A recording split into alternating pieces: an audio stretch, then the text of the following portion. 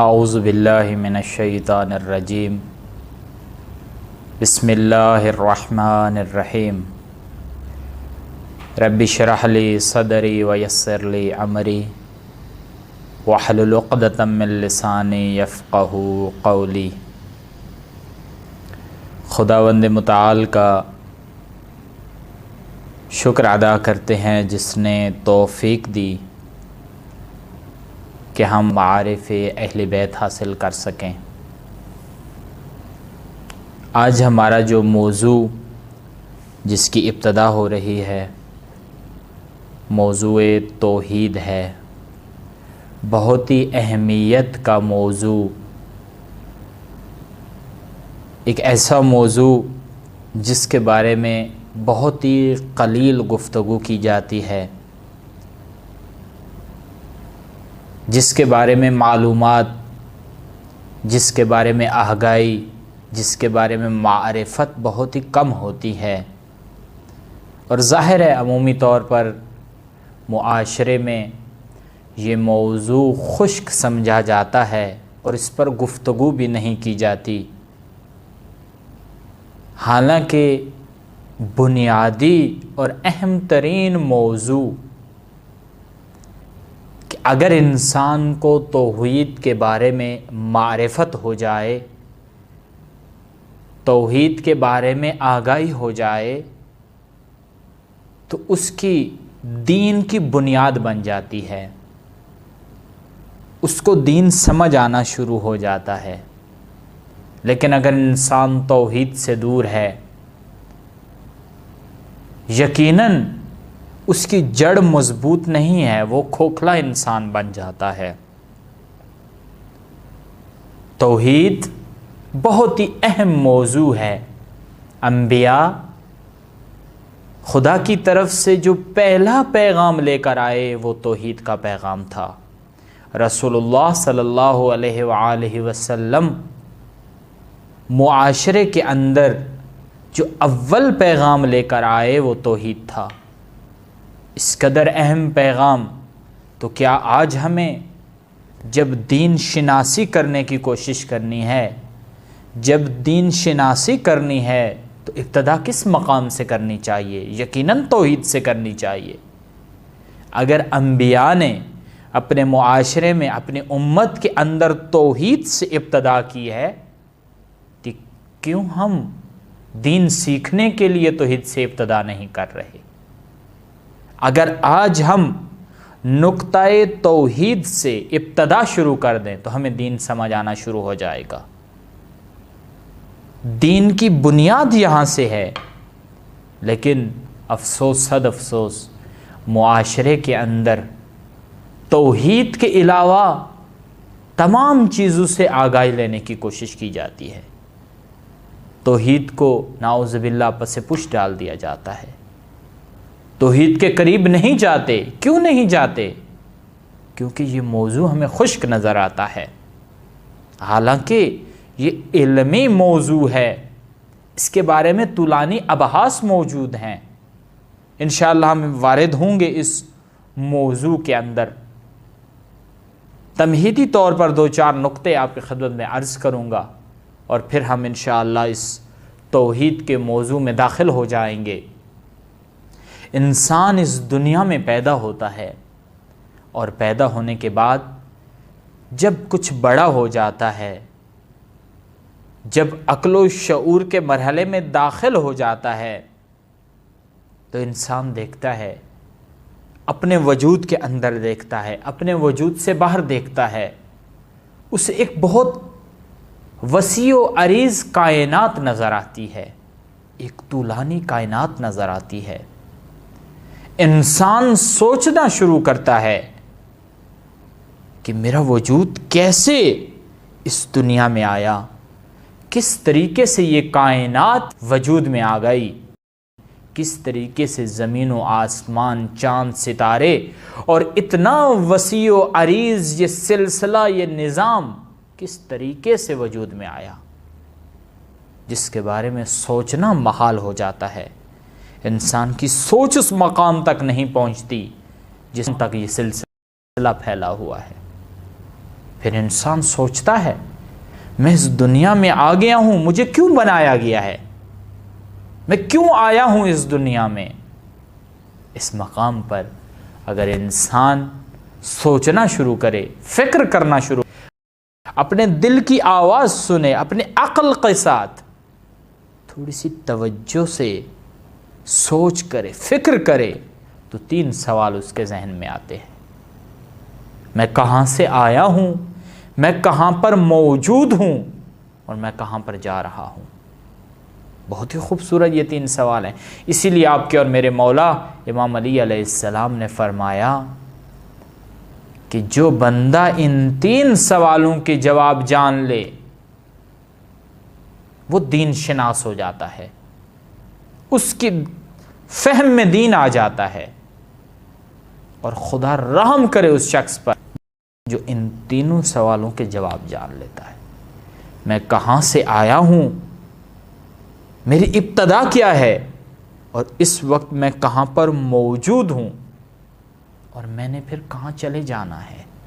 بہت اہم سوال ہیں۔ کتنے لوگ ہیں جو ان سوالوں کے جواب جانتے ہیں کہ انسان کی ابتدا کہاں سے ہوئی ہے، اس وقت انسان کہاں پر موجود ہے، اور پھر اس انسان نے کہاں پر چلے جانا ہے۔ اس مرحلے میں جب یہ سوچتا ہے کہ میری ابتدا کہاں سے ہوئی ہے، میری ابتدا کرنے والا کون ہے، پھر انسان دیکھتا ہے کس نے بنایا ہے اس کو، کس نے اس کائنات کو بنایا ہے، کس نے وسیع و عریض یہ سلسلہ، یہ نظام بنایا ہے۔ پھر انسان تلاش کرتا ہے، ان سوالوں کے جواب تلاش کرتا ہے، اور آہستہ آہستہ انسان خدا تک پہنچنا شروع کرتا ہے، خدا کی کھوج کرتا ہے، خدا کو تلاش کرتا ہے کہ کس نے مجھے بنا دیا، کس نے اس سلسلے کو بنا دیا۔ انسان خدا تک پہنچنا شروع ہو جاتا ہے۔ اور مسلمان کی یہی بڑی خصوصیت ہے کہ وہ ان 3 سوالوں کے ذریعے سے اپنی معرفت حاصل کرتا ہے اور خدا کی بھی معرفت حاصل کرتا ہے۔ اور جس شخص کے پاس ان 3 سوالات کے جواب آ جاتے ہیں کہ یہ شخص کہاں سے آیا ہے، اس وقت کہاں پر موجود ہے، اور اس نے کس مقام پہ جانا ہے، جس کے پاس بھی ان 3 سوال کے جواب آ جاتے ہیں، وہ انسان کبھی بھی اپنے آپ کو بے سہارا نہیں سمجھتا، بلکہ ہمیشہ اپنے ساتھ خدا کو پاتا ہے، ہمیشہ خدا کے ساتھ موجود رہتا ہے، کبھی بے سہارا نہیں ہوتا۔ جب بھی مشکلات میں گھر جاتا ہے، وہاں پر اس کے پاس امید موجود ہوتی ہے کہ خدا اس کے ساتھ ہے، اور یہ نا امید نہیں ہوتا۔ اس وقت دنیا، اس وقت معاشرہ، اس وقت پاکستانی معاشرہ اگر مشکلات کا شکار ہو جاتا ہے اور اپنے آپ کو بے سہارا سمجھتا ہے، اس کا مطلب یہ ہے کہ وہ ان 3 سوالات کے جواب نہیں جانتا۔ کہاں سے آیا ہے، کہاں پر موجود ہے، اور کہاں پر جانا ہے۔ کہاں پر موجود کا معنی ہرگز یہ نہیں ہے کہ اس دنیا میں موجود ہے، معاشرے میں موجود ہے، نہ۔ موجود ہونے کا مطلب یہ ہے کہ خدا نے جس مقصد کے لیے بنایا ہے، کیا اس مقصد کی طرف گامزن ہے اور اسی راستے پر موجود ہے یا کسی اور راستے پر موجود ہے۔ کوئی اگر کہے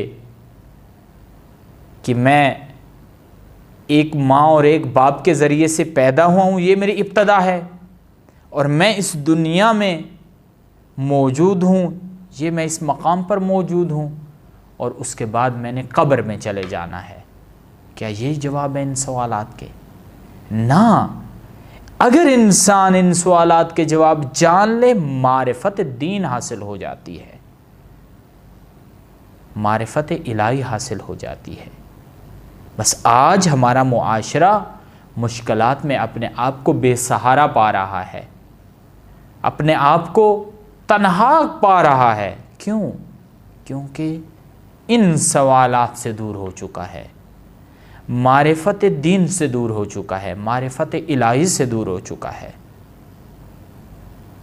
انسان ان 3 سوالات کے ذریعے سے خدا کو پالے گا، خدا کی شناخت حاصل کر لے گا، خدا کو تلاش کر لے گا، اور یہ بہت ضروری امر ہے۔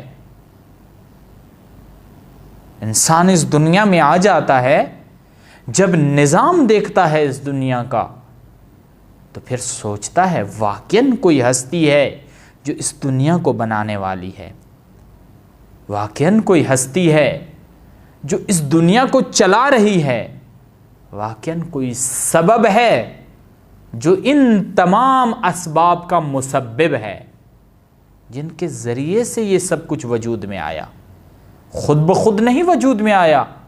جس طریقے سے سائنس کہتی ہے کہ بگ بینگ تھیوری کے ذریعے یہ سب کچھ وجود میں آ گیا، یہ زمین، یہ سورج، یہ چاند ستارے، یہ باقی سیارے، یہ سب کچھ بگ بینگ تھیوری کے ذریعے سے وجود میں آ گئے۔ نہ، یہ بھول ہے، سائنس کامل نہیں ہے، بلکہ یہ سب کچھ وجود میں آنا دلالت ہے کہ کوئی ہے ایک ہستی جو اس سب کو بنانے والی ہے، سب کچھ کو بنانے والی ہے، اور وہی خدا ہے۔ اسی کو کہتے ہیں دلیل نظم، آرگومنٹ آرڈر، دلیل نظم۔ نظم کی دلیل ہمارے پاس موجود ہے، سب کچھ چل رہا ہے۔ کیوں چل رہا ہے؟ کوئی چلانے والا ہے۔ گاڑی کو چلانے والا کوئی موجود ہوتا ہے تو یہ گاڑی چل رہی ہوتی ہے۔ اسی طریقے سے کوئی بھی امر انجام دینا ہے تو اس امر کو کرنے والا ہوتا ہے۔ کوئی اگر کام وجود میں آتا ہے تو اس کام کو کرنے والا کوئی موجود ہوتا ہے۔ کائنات میں سب چیزیں ایک نظم کے مطابق چل رہی ہیں، کسی چیز میں بے نظمی نہیں ہے، سب کچھ نظم کے مطابق ہے۔ کیوں ہے یہ نظم کے مطابق؟ کیونکہ ایک ہستی ہے جو اس سب کو نظم دے رہی ہے، اور وہ خداوند متعال ہے۔ یہی دلیل ہے، دلیل نظم، خدا کے وجود پر، کہ خدا موجود ہے۔ کیوں موجود ہے؟ کیسے پتہ چلا خدا موجود ہے؟ دلیل نظم، آرگومنٹ آرڈر، یعنی سب کچھ ایک طریقے کے ساتھ چل رہا ہے، یہ سب کچھ ایک دلیل اور نظم کے ساتھ چل رہا ہے، اور اس سب کچھ کو چلانے والی کوئی ذات ہے، کوئی ہستی ہے، اور اسی کو ہم کہتے ہیں خدا وحدہ لا شریک ہے۔ اللہم صلی علی محمد وآل محمد۔ رب اشرح لی صدری ویسر لی امری واحلل عقدۃ من لسانی یفقہوا قولی۔ اللہم صلی علی محمد وآل محمد۔ السلام علیکم ورحمۃ اللہ وبرکاتہ۔ تمام دوستان کو، تمام عزیزان کو مطلع الفجر تعلیمی، تربیتی و فکری کارگاہ کے اندر خوش آمدید عرض کرتے ہیں۔ اس کارگاہ کے اندر جو موضوع آپ کے سامنے بندہ حقیر بیان کرے گا وہ احکام ہے، اور احکام کے اندر جو ہمارے زندگی کے اندر مبتلا احکام ہوں گے، زیادہ کوشش کی جائے گی کہ اس مختصر عرصے کے اندر ان احکام کو آپ کے سامنے بیان کیا جائے اور ان کے مطابق ہی آپ کے سامنے وضاحت پیش کی جائے۔ سب سے پہلی چیز جو ضروری ہے وہ ہمارے لیے سب سے مین جو ٹاپک ہے وہ یہ ہے کہ اصل ہم اس منبع کو سمجھنے کی کوشش کریں۔ جب خداوند متعال نے انسان کو پیدا کیا ہے، خلق کیا ہے، انسان کی پیدائش کے بعد، خلقت کے بعد، اب انسان کے اوپر خداوند متعال نے رسول اکرم صلی اللہ علیہ وآلہ وسلم کو آخری نبی بنا کر جب بھیجا اور رسالت کا اختتام کیا، رسول اکرم کے ذریعے سے تمام مسلمانوں کے لیے احکامات کو وضع کیا، قوانین کو وضع کیا، اور رسول اکرم نے وہ قوانین لوگوں تک پہنچائے ہیں۔ اب جو قوانین لوگوں تک پہنچائے ہیں ان کے اندر مختلف اقسام آتی ہیں، مختلف تقسیم آتی ہیں، اور اس تقسیم کے اندر جو پہلی تقسیم ہے وہ ہے اصول دین۔ اصول دین یعنی دین کی بنیادیں جن چیزوں پر قائم ہیں، توحید، عدل، نبوت، امامت اور قیامت، یہ 5 چیزیں اصول دین کی حیثیت رکھتی ہیں، اور ان کے بارے میں ہمارا اعتقاد، ہمارا عقیدہ درست ہونا ہمارے مسلمان ہونے کے لیے ضروری ہے۔ اگر ہمارا توحید کے بارے میں درست عقیدہ ہے تو ہم اپنے آپ کو مسلمان کہلا سکتے ہیں۔ اگر ہمارا نبوت ہو، اس کے بعد عدالت کے بارے میں، اس کے بعد امامت کے بارے میں اور قیامت کے بارے میں اگر ہمارا عقیدہ موجود ہے درست، تو ہم مسلمان کہلائیں گے۔ وہ پہلی چیز ہے اصول دین، اور اس کے اندر ہم نے اپنے عقیدے کی بنیاد پر اپنے مسلمان ہونے کو ثابت کرنا ہے یا اس کا اظہار کرنا ہے۔ دوسرے جو قوانین خداوند متعال نے بتائے ہیں وہ ہیں فروع دین، یا جن کو احکام اور فقہ بھی کہا جاتا ہے، جس کے اندر فروع دین کی تعداد 10 ہے۔ نماز، روزہ، حج، زکوٰۃ، خمس، جہاد، امر بالمعروف، نہی عن المنکر، تولی اور تبرہ۔ یہ وہ 10 چیزیں ہیں کہ جو خداوند متعال نے انسان کے لیے یہ فرق کی حیثیت رکھتی ہیں۔ دین کے اندر ان کی حیثیت شاخوں کی ہے، یعنی ان کے ذریعے سے ایک پودا جو ہے وہ ایک خوبصورت درخت بن سکتا ہے۔ اگر ان قوانین کے مطابق عمل کیا جائے، ان کے مطابق جو ہے وہ اپنی زندگی گزاری جائے، تو ایک خوبصورت پھلدار پودا، ایک درخت ہمارے سامنے نکل سکتا ہے۔ اور تیسرا جو عنوان ہے وہ ہے اخلاق، کہ اگر عقیدہ بھی درست ہو اور احکامات پر عمل بھی کیا جا رہا ہو لیکن اس کے اندر اخلاق موجود نہ ہو، تو پھر وہ احکامات اپنی اعلی منزلت تک، اعلی مرتبے تک نہیں پہنچ سکتے۔ اس لیے جو تیسری چیز موجود ہے وہ اخلاق موجود ہے۔ اب ان تینوں میں سے جو ہمارا احکام کے اندر، فقہ کے اندر جو ہمارا موضوع گفتگو ہوگا وہ ہم نے کیسے جاننا ہے؟ وہ ہم نے اس طرح جاننا ہے کہ جو پہلا ہے اصول دین، اس کے اندر ہم نے اپنے ذاتی عقیدے کے مطابق عمل کرنا ہے، کہ ہمارا توحید کے بارے میں کیا عقیدہ ہے، ہمارا عدالت کے بارے میں کیا عقیدہ ہے، ہمارا نبوت کے بارے میں کیا عقیدہ ہے، ہمارا امامت کے بارے میں کیا عقیدہ ہے، اور ہمارا قیامت کے بارے میں کیا عقیدہ ہے۔ اور جو مسائل اخلاق کے ساتھ منسلک ہیں، جو مسائل اخلاق کے موضوع کے اندر، گفتگو کے اندر بیان کیے جاتے ہیں، وہ مسائل بھی اسی طرح ہیں کہ اس کے اندر اوپر ہمارا جو ہے وہ اس عنوان سے ہم نے ان کے اوپر عمل کرنا ہے کہ ان کے ذریعے سے ہم اپنی زندگی کو بہتر اور مزین کر سکتے ہیں۔ اور ایک جو درمیان والی چیز رہ گئی وہ تھا احکام، فقہ۔ اس کے اندر ہم نے کس کی طرف رجوع کرنا ہے، کیا ہمارا طریقہ کار ہونا چاہیے، کیسے ہمیں ان قوانین کا علم ہو جن کو احکامات کہا جاتا ہے، جن کو فقہ کہا جاتا ہے۔ تو اس کا طریقہ کار بتایا کہ رسول اکرم صلی اللہ علیہ وآلہ وسلم نے جب ہمارے اس امت کے لیے، مسلمانوں کے لیے یہ احکامات بیان فرمائے، اور اپنے اس دنیا سے جانے کے بعد اپنے بعد کے وصیین کو، اپنے نائبین کو یہ حکم صادر کیا کہ اپنے اس امت کے اندر، اس رسول اکرم کی امت کے اندر ان احکامات کو بیان کیا جائے، ائمہ اطہار۔ اور جب وہ سلسلہ ائمہ اطہار ہمارے 12ویں امام پر آ کر حضور امام کے زمانے سے نکل کر غیبت امام کے زمانے میں منتقل ہو جاتا ہے، لیکن غیبت امام کے زمانے میں بھی امت امام تو موجود ہے، تو اس امت کو ان احکامات تک کون پہنچائے گا، اس امت کو وہ احکامات کون بتائے گا؟ اس کے لیے جو چیز ضروری ہے اور جس چیز کی طرف توجہ دلائی گئی ہے وہ یہ ہے کہ اب اس امت نے جب ان احکامات کو عمل کرنا ہے تو اس کے 3 راستے اس کے سامنے رکھے گئے ہیں۔ پہلا راستہ، میں گزارش کروں گا آپ لوگوں سے کہ آپ اس کو اپنی کاپیوں پر بھی نوٹ کریں تاکہ آپ کو یہ چیزیں بعد میں بھی کام آئیں۔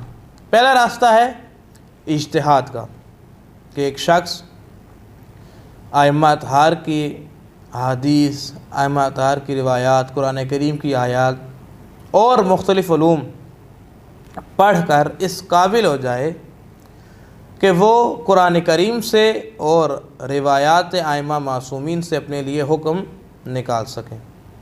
یعنی اس نے نماز پڑھنی ہے تو کیسے پڑھنی ہے، یہ حکم وہ قرآن کریم کی آیت سے اور ائمہ معصومین کے فرامین سے اخذ کر سکے۔ اس کمال کو، اس مرتبے پر جو شخص فائز ہو جائے وہ کہلاتا ہے کہ یہ شخص درجہ اجتہاد پر فائز۔ اور یہ ایک علمی مقام ہے، علمی مرتبہ ہے کہ جس کے اندر ایک تعداد لوگوں کی اس تک پہنچ جاتی ہے۔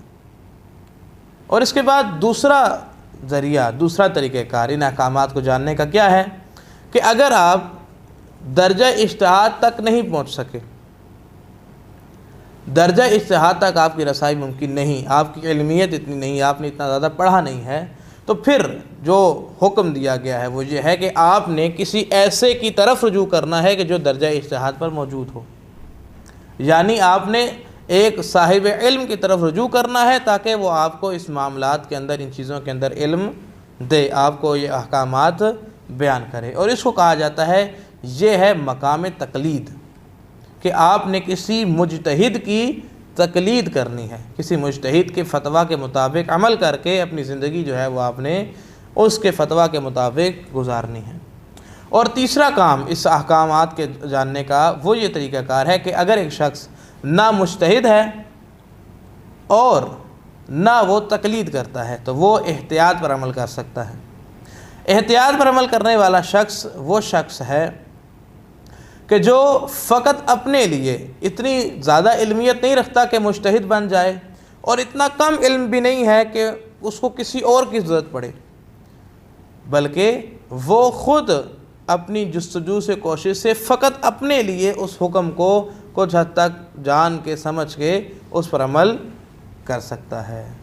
اب اس کی مثال آپ کے سامنے میں ایک دے دوں کہ بالفرض نماز کے بارے میں ہمیں شک ہو گیا کہ نماز میں اگر ہم تیسری رکعت میں بالفرض ظہر کی نماز پڑھ رہے ہیں اور تیسری رکعت میں ہیں، اور ہمیں شک ہو جاتا ہے کہ ہماری تیسری رکعت ہے یا چوتھی رکعت ہے، اب تو ہمیں کیا کرنا چاہیے؟ اب مجتہد ہوگا تو وہ فوراً اس کے علم میں ہوگا، اس کو پتہ ہوگا، وہ جان چکا ہے پہلے اس بات کو کہ ائمہ معصومین کا اس کے بارے میں کیا فرمان ہے۔ اور جو شخص احتیاط پر عمل کر رہا ہے وہ کیا کرے گا؟ وہ اس نماز کو بھی پورا کرے گا اور احتیاطاً ایک نماز اور بھی پڑھے گا، کیونکہ وہ احتیاط پر عمل کر رہا ہے، وہ اپنے لیے اس مشقت کو جو ہے وہ برداشت کرے گا۔ لیکن ایک شخص جو مجتہد بھی نہیں ہے، احتیاط پر بھی عمل نہیں کر رہا، وہ شخص کیا کرے گا؟ اس مسئلے کے اندر اپنے مجتہد کی طرف رجوع کرے گا کہ میرے مجتہد نے اس مسئلے کے اندر کیا حکم بیان کیا۔ اگر اس نے یہ کہا ہے کہ تیسری اور چوتھی رکعت میں اگر شک ہو جائے تو چوتھی رکعت پر بنا کر رکھ کے نماز کو مکمل کیا جائے اور ایک رکعت اضافی پڑھی جائے بعد میں، تو وہ کام کرے گا۔ اور اگر اس نے کہا ہے کہ نہیں، اس طرح نہیں، کسی اور طریقے سے کام کرنا ہے، تو وہ کام پھر یہ شخص انجام دے گا۔ پس جو اہم اور بنیادی چیز ہے وہ یہ کہ اگر آپ مجتہد بھی نہیں ہیں اور اگر آپ احتیاط پر بھی عمل نہیں کرتے، تو جو تیسری چیز واجب اور ضروری ہے وہ ہے تقلید۔ اور تقلید کے بغیر انسان کا کوئی بھی عمل قابل قبول نہیں ہے۔ اگر وہ شخص چاہتا ہے کہ اس کی نمازیں، اس کے روزے، اس کے حج، اس کی زکوٰۃ، اس کا خمس، یہ تمام عبادات و معاملات اس کے قبول ہوں خداوند متعال کی بارگاہ میں، تو اس کا طریقہ یہ ہے کہ وہ کسی عالم مجتہد کی تقلید کرے۔ اور اگر وہ کسی عالم مجتہد کی تقلید نہیں کرتا اور اس اجتہاد کا انکار کرتا ہے اور تقلید پر عمل نہیں کرتا، تو اس کے جتنے اعمال ہوں گے وہ ضائع ہو جائیں گے، وہ اعمال اس کے کسی بھی کام میں نہیں آئیں گے۔ خوب یہ مسئلہ آپ کے سامنے بیان کیا۔ انشاءاللہ اگلے درسوں کے اندر ہم موضوع کو مزید کھولیں گے کہ اس تقلید کے، جب ہم نے تقلید کرنی ہے تو پھر مجتہد کی شرائط کیا ہونی چاہیے، ہم نے اس سے فتویٰ کیسے لینا ہے، اس کا طریقہ کار کیا ہونا چاہیے۔ تو آہستہ آہستہ اس موضوع کو ہم آگے چلائیں گے۔ آخر میں یہ بات آپ کے سامنے بیان کرتا چلوں کہ جو شخص مجتہد ہے اور اس کی آپ نے تقلید کرنی ہے، اس کے فتویٰ پہ آپ نے عمل کرنا ہے، تو دور حاضر میں جو سب سے عالم مجتہد مرجع ہمارے سامنے موجود ہیں وہ رہبر معظم سید علی خامنائی ہیں، کہ جو اس وقت عبادات و معاملات کے اندر دونوں حیثیت سے دنیا کے اندر عالم حیثیت رکھتے ہیں۔ اور مجتہد عالم یعنی کہ سب سے زیادہ علم رکھنے والا معاملات و عبادات دونوں میں، تو پھر ہماری ضروری ہے کہ ہم اس کی طرف رجوع کریں اور اس کے فتویٰ کے مطابق عمل کریں۔ اور تقلید کے لیے کوئی لمبا چوڑا پروسیس یا لمبا چوڑا ہمارے لیے مشکل بات نہیں ہے، جب آپ کو پتہ چل جائے کہ آپ کے اوپر تقلید کرنا ضروری ہے، کہ ہم انشاءاللہ اگلے درس کے اندر اس کو تفصیل سے بیان کریں گے۔ آج صرف موضوع کا تعارف کروایا گیا آپ کو کہ ان تین میں سے کس کی طرف آپ نے جانا ہے۔ خوب وہ شخص جس کے اوپر پتہ چل جائے اس کو کہ میرے لیے تقلید ضروری ہے، تو اس کے لیے کوئی اتنا مشکل کام نہیں تقلید کے لیے۔ فقط بیٹھے بیٹھے ابھی آپ بیٹھے ہوئے نیت کریں کہ آج سے بالفرض میں رہبر معظم کے فتویٰ کے مطابق عمل کروں گا، تو یہ آپ کی تقلید آج سے شروع ہو جاتی ہے۔ آج کے بعد جو بھی عمل آپ انجام دیں گے ان کے فتاویٰ کے مطابق آپ انجام دیں تو آپ کا یہ عمل جو ہے وہ درست شمار کیا جائے گا، اور اگر آپ کسی کے عمل کو جو ہے وہ فتویٰ یا ان کے حکم کے مطابق بیان نہیں کرتے، جو خداوند متعال کی کتاب سے، جو رسول اکرم کی سنت سے انہوں نے اخذ کر کے حکم بیان کیا ہے، تو پھر وہ عمل جو ہے وہ اللہ تعالیٰ کی بارگاہ میں قابل قبول نہیں ہوگا۔ خداوند متعال کی بارگاہ میں دعا گو ہیں کہ اللہ تعالیٰ ہم سب کو صحیح معنوں میں دین کو سمجھنے اور اس پر عمل کرنے کی توفیق عطا فرمائے۔ وصلی اللہ علی محمد وآلہ الطیبین الطاہرین۔ السلام علیکم ورحمۃ اللہ وبرکاتہ۔ اعوذ باللہ من الشیطان الرجیم، بسم اللہ الرحمن الرحیم، الحمدللہ والصلاة والسلام علی رسول اللہ وآلہ آل اللہ واللعنۃ الدائمۃ علی اعدائہم اعداء اللہ من یوم عداوتہم الی یوم لقاء اللہ۔ تمام شرکائے کارگاہ خصوصاً جوانان عزیز کو درس شناخت قرآن میں خوش آمدید عرض کرتے ہیں، اور پروردگار عالم کی بارگاہ میں شکر گزار ہیں کہ جس کی توفیق سے ایک مرتبہ پھر آپ جوانان کے ساتھ اس مکالمے اور اس درس و تدریس کا موقع ملا۔ عزیزان محترم، جہاں آپ دیگر بہت سارے موضوعات اس وقت سن رہے ہیں اور استفادہ کر رہے ہیں، ان تمام موضوعات میں ایک بنیادی اور اہم ترین موضوع جس سے آشنائی اور جس سے انس بہت ضروری اور اہم ہے وہ قرآن کریم ہے۔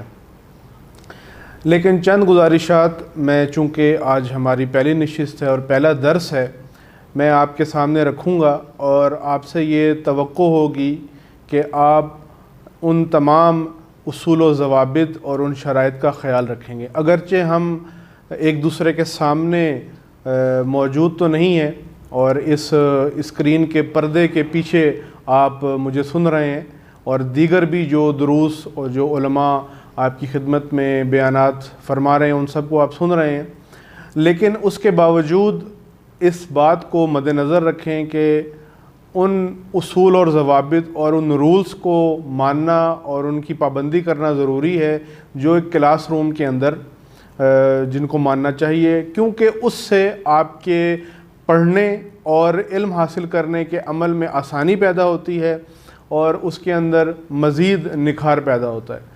سب سے پہلی چیز تو یہ کہ آپ نے خیال رکھنا ہے کہ آپ اس وقت جو درس میں موجود ہیں، اور آج ہماری پہلی کلاس ہے اور انشاءاللہ چند دن تک ہماری یہ کلاسز اور یہ دروس جاری رہیں گے، تو جیسے ایک کلاس میں، ایک اسکول میں، کالج میں، یونیورسٹی میں، جہاں بھی آپ پڑھتے ہیں، مدرسے میں آپ پڑھتے ہیں، آپ کے پاس حتماً ایک نوٹ بک ہونا ضروری ہے، ایک کاپی آپ کے پاس ہو، کچھ نوٹس ہوں جس کے اوپر آپ اہم نکات اور پوائنٹس ضرور لکھیں جو اس درس کے اندر آپ کی خدمت میں بیان کیے جائیں گے، کیونکہ انہی پوائنٹس اور انہی نکات کے پیش نظر آپ سے امتحان بھی لیا جائے گا، اور اسی امتحان کی بنیاد پر آپ کا رزلٹ بھی مرتب کیا جائے گا۔ تو میں امید کرتا ہوں کہ آپ سب سے پہلے اس چیز کا خیال رکھیں گے، وہ یہ کہ آپ کے پاس ایک پینسل اور کاپی لازمی ہونی چاہیے، نوٹ بک ہو یا نوٹس ہوں، یا اگر آپ کے پاس لیپ ٹاپ ہے، کوئی بھی ایسی چیز جہاں پر آپ یہ پوائنٹس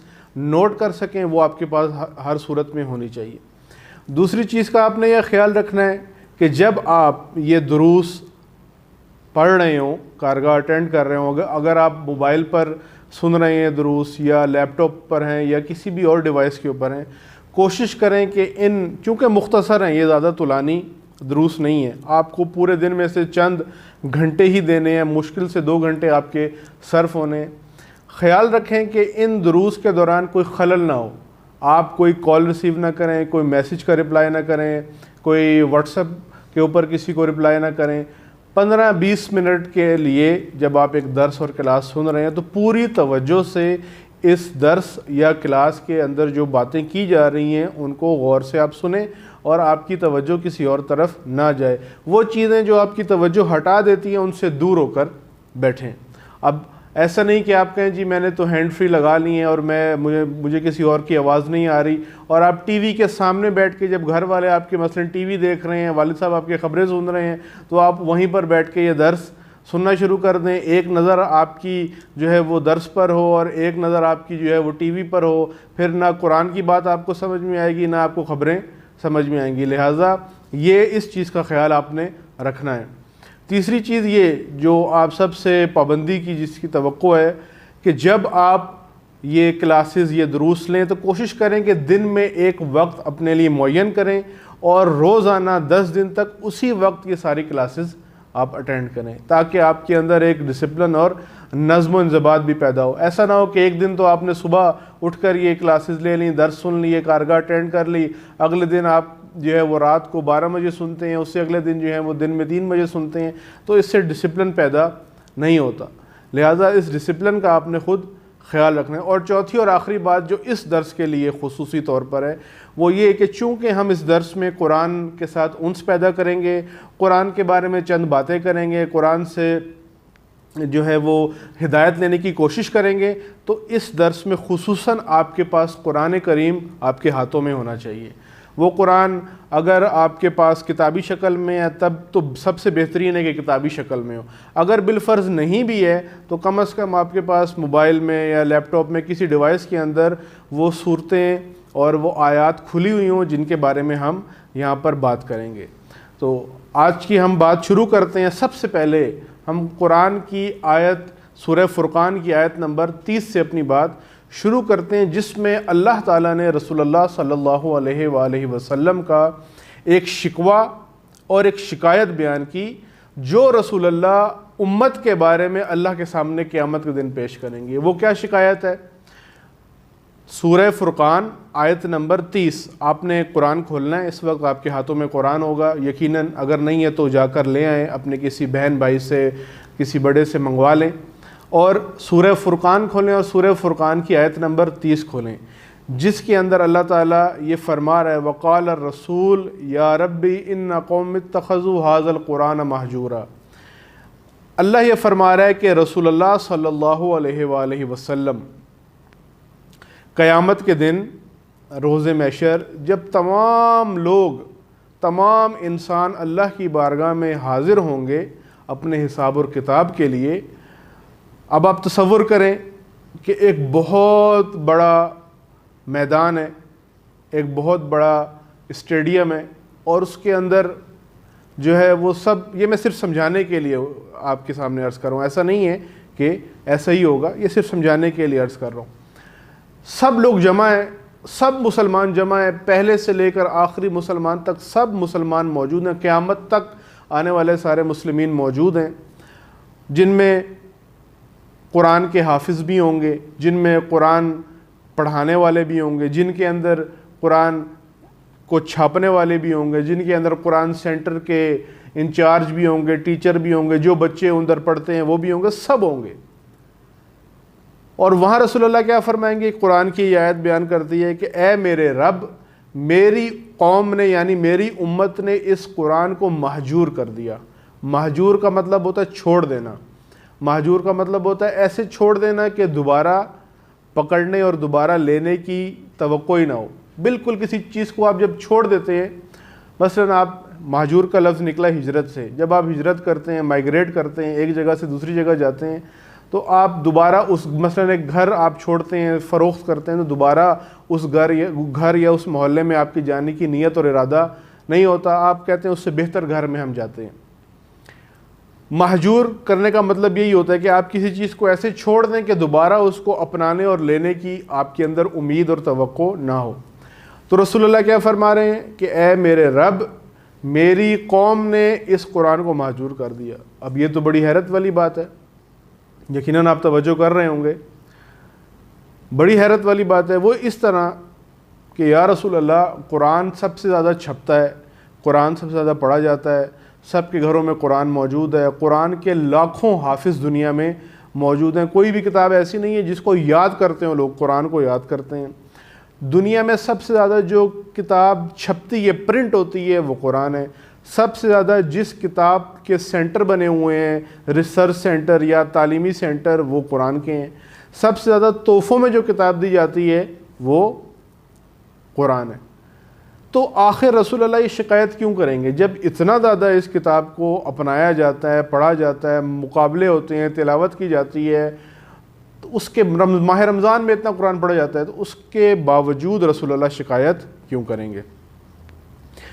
رسول اللہ شکایت اس لیے کریں گے کیونکہ ہم نے قرآن سے ہدایت نہیں لی، ہم نے قرآن کی طرف توجہ نہیں کی۔ قرآن ہے کتاب ہدایت، یہ آپ نوٹ کریں بات، قرآن ہدایت کی کتاب ہے، یہ آپ کے پاس آپ کی کاپیوں میں لکھا ہونا چاہیے، بلکہ آپ کو اس کا ایک فلیکس بنا کر یا چارٹ بنا کر اپنی الماری پر یا اپنی کتاب پر یا اپنے گھر کے دروازے پر، اپنے کمرے کے دروازے پر لکھنا چاہیے کہ قرآن ہدایت کی کتاب ہے، تاکہ ہمیں معلوم ہو کہ قرآن صرف گھر میں رکھنا نہیں ہے کسی خوبصورت جگہ پر، قرآن صرف اس وقت نہیں پڑھنا جب خدا نخواستہ ہمارا کوئی عزیز رشتہ دار بزرگ دنیا سے چلا جائے تو اس کی قل خوانی کے لیے، فاتحہ خوانی کے لیے، قرآن خوانی کے لیے ہم نے قرآن صرف پڑھنا ہو، ایسا نہیں ہے، بلکہ قرآن ہدایت کی کتاب ہے جو ہم نے روز پڑھنی ہے۔ کم از کم یہ آپ کی عادت ہونی چاہیے کہ آپ نے کم از کم ایک پیج قرآن کا روزانہ پڑھیں، چاہے وہ آپ موبائل سے پڑھ لیں، آپ جہاں جس شکل میں بھی قرآن آپ کے پاس ہو، لیکن ایک صفحہ ضرور پڑھیں۔ کیوں؟ کیونکہ یہ کتاب ہدایت کی ہے، یہ ہماری تعلیم کے لیے، ہدایت کے لیے کتاب آئی ہے۔ قرآن ہدایت کی کتاب ہے اور مسلمانوں نے ہدایت اس طرح حاصل نہیں کی جو اس کا حق بنتا ہے، اسی لیے رسول اللہ یہ شکایت کر رہے ہیں۔ اور ہم کیوں یہاں پر اس کارگاہ میں آئے ہیں، میں کیوں یہاں پر بیٹھا ہوں اور آپ کیوں مجھے سن رہے ہیں؟ اس لیے تاکہ ہم یہ چاہتے ہیں کہ قیامت کے دن جو شکایت رسول اللہ کریں وہ ہم سے نہ کریں، ہمارا نام اس لسٹ میں نہ ہو، اس فہرست میں نہ ہو جس میں ان لوگوں کا نام ہے جنہوں نے قرآن کو چھوڑ دیا، بلکہ ہم ان لوگوں میں شامل ہوں جنہوں نے قرآن کو اپنا لیا۔ اور اسی مطلب کو سمجھنے کے لیے میں چند احادیث آپ کی خدمت میں اور کچھ قرآنی آیات پیش کرتا ہوں اور اس کے بعد پھر ہم آگے بڑھتے ہیں۔ سب سے پہلے میں نہج البلاغہ سے امیر المومنین حضرت علی ابن ابی طالب علیہ السلام کا خطبہ نمبر 176، یہ آپ نوٹ کر لیں، نہج البلاغہ خطبہ نمبر 176۔ امیر المومنین حضرت علی ابن ابی طالب علیہ السلام فرماتے ہیں اس خطبے کے اندر، آگاہ ہو جاؤ جس کے پاس قرآن کریم ہے اس کے پاس سب کچھ ہے، اور جس کے پاس قرآن نہیں اس کے پاس کچھ بھی نہیں۔ امیر المومنین کیا فرما رہے ہیں کہ یہ کیسے پرکھا اور دیکھا جائے گا کہ اس کے پاس سب کچھ ہے یا اس کے پاس سب کچھ نہیں ہے؟ وہ دیکھنے کا طریقہ یہ ہے کہ جس کے پاس قرآن ہے اس کے پاس سب کچھ ہے، اور جس کے پاس قرآن نہیں ہے اس کے پاس کچھ بھی نہیں۔ اب اس سے مراد یہ نہیں کہ جیب میں قرآن رکھا ہوا ہو، اب آپ کہیں جی میری تو جیب میں آغا سب قرآن رکھا ہوا تو میرے پاس سب کچھ ہے، اور جس کی جیب میں قرآن نہیں اس کے پاس کچھ نہیں ہے۔ اس سے مراد یہ کہ جس کے پاس ہدایت ہے، یعنی قرآن سے جس کا تعلق ہے، جو قرآن سے ہدایت لیتا ہے اس کے پاس سب کچھ، اور جو قرآن سے ہدایت نہیں لیتا اس کے پاس کچھ بھی نہیں ہے۔ امیر المومنین آگے فرماتے ہیں، پس ہر درد کی دوا خود قرآن کریم میں تلاش کریں اور مشکلات پر غلبہ پانے کے لیے قرآن سے مدد طلب کریں۔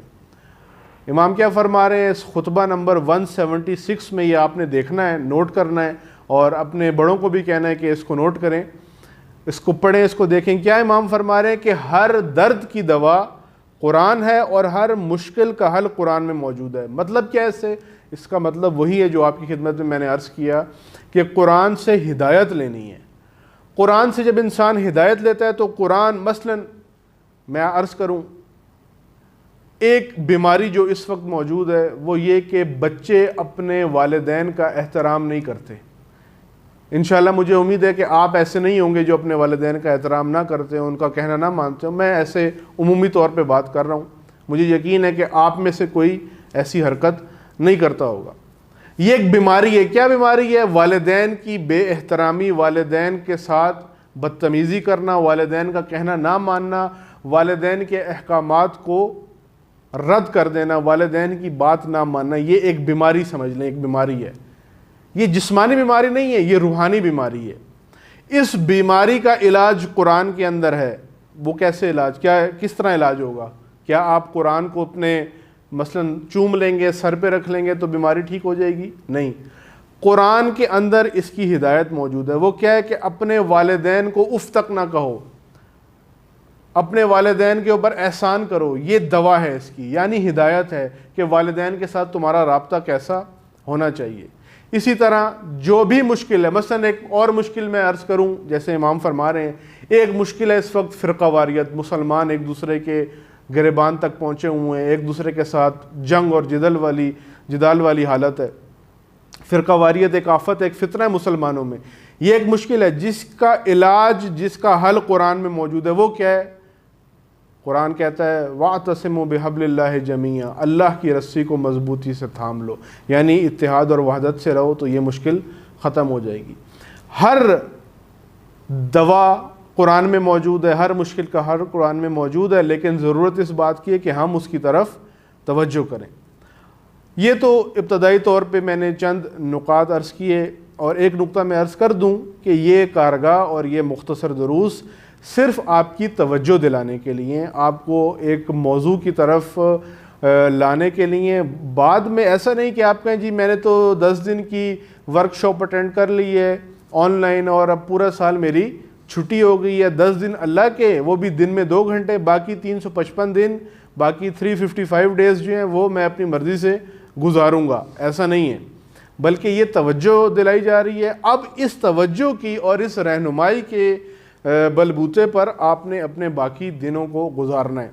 ہم یہ کریں گے ان مختصر دنوں میں، جو چند دن میں آپ کے سامنے حاضر رہوں گا، کہ ہم قرآن کی کچھ صورتیں، چھوٹی چھوٹی صورتیں، ان کو یاد کریں گے، ان صورتوں کو ہم ان کا ترجمہ پڑھیں گے، ان صورتوں کے اندر جو اہم مطالب ہیں جس لیے وہ صورت نازل ہوئی ہے وہ ہم پڑھیں گے۔ ان چند دنوں میں ہم نے بس یہ کام کرنا ہے۔ کیا کام کرنا ہے؟ ایک صورت یاد کرنی ہے، دوسرا صورت کا ترجمہ پڑھنا ہے، اور تیسرا یہ کرنا ہے کہ اس صورت کے اندر جو اہم باتیں اور اہم مطالب پیش کیے گئے ہیں، جو اللہ نے ہماری ہدایت کے لیے ضروری باتیں اس کے اندر کی ہیں، وہ باتیں ہم نے یاد کرنی ہیں، ان باتوں کی طرف ہم نے توجہ کرنی ہے، اور وہ باتیں ہم نے ان پر عمل کرنے کی بھی کوشش کرنی ہے۔ آج جو صورت میں نے آپ کے سامنے پیش کرنی ہے، اور جس میں چند اہم باتیں آپ کو میں بتاؤں گا، اور ہم مل کے اس کو پڑھیں گے بھی، اور اس کا ترجمہ بھی پڑھیں گے، اور اس کے بعد اس کے اندر جو ضروری نکات ہیں وہ بھی میں آپ کے پاس آپ کو بیان کروں گا، اور آپ نے اس کو نوٹ بھی کرنا ہے، لکھنا بھی ہے اپنے پاس۔ وہ صورت ہے سورہ قدر۔ میں اس سے پہلے کہ آپ کو اس کے اندر بیان کیے گئے اہم مطالب بتاؤں اور اس کا ترجمہ بتاؤں، آپ نے یہ کرنا ہے کہ ابھی آپ کے سامنے اسی درس کے دوران یہ صورت جو ہے ایک خوبصورت قاری کی آواز میں تلاوت ہوگی، آپ نے ساتھ ساتھ تلاوت کرنی ہے، اور 2-3 مرتبہ اس کو تلاوت کرنا ہے۔ چونکہ ہمارے درس کا وقت کم ہے، ہم 1 مرتبہ چلائیں گے، لیکن آپ نے بعد میں اس کو ایک دن، آپ کا یہ کام ہے کہ کل تک آپ نے یہ صورت پوری آپ کو یاد ہونی چاہیے۔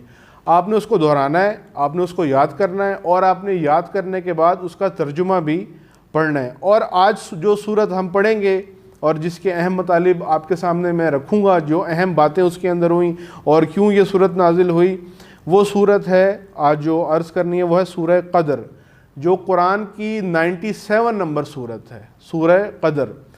چلیں، آپ اس سے پہلے کہ میں اس کے اندر اہم مطالب بیان کروں، آپ اس صورت کو سنیں اور تلاوت کریں۔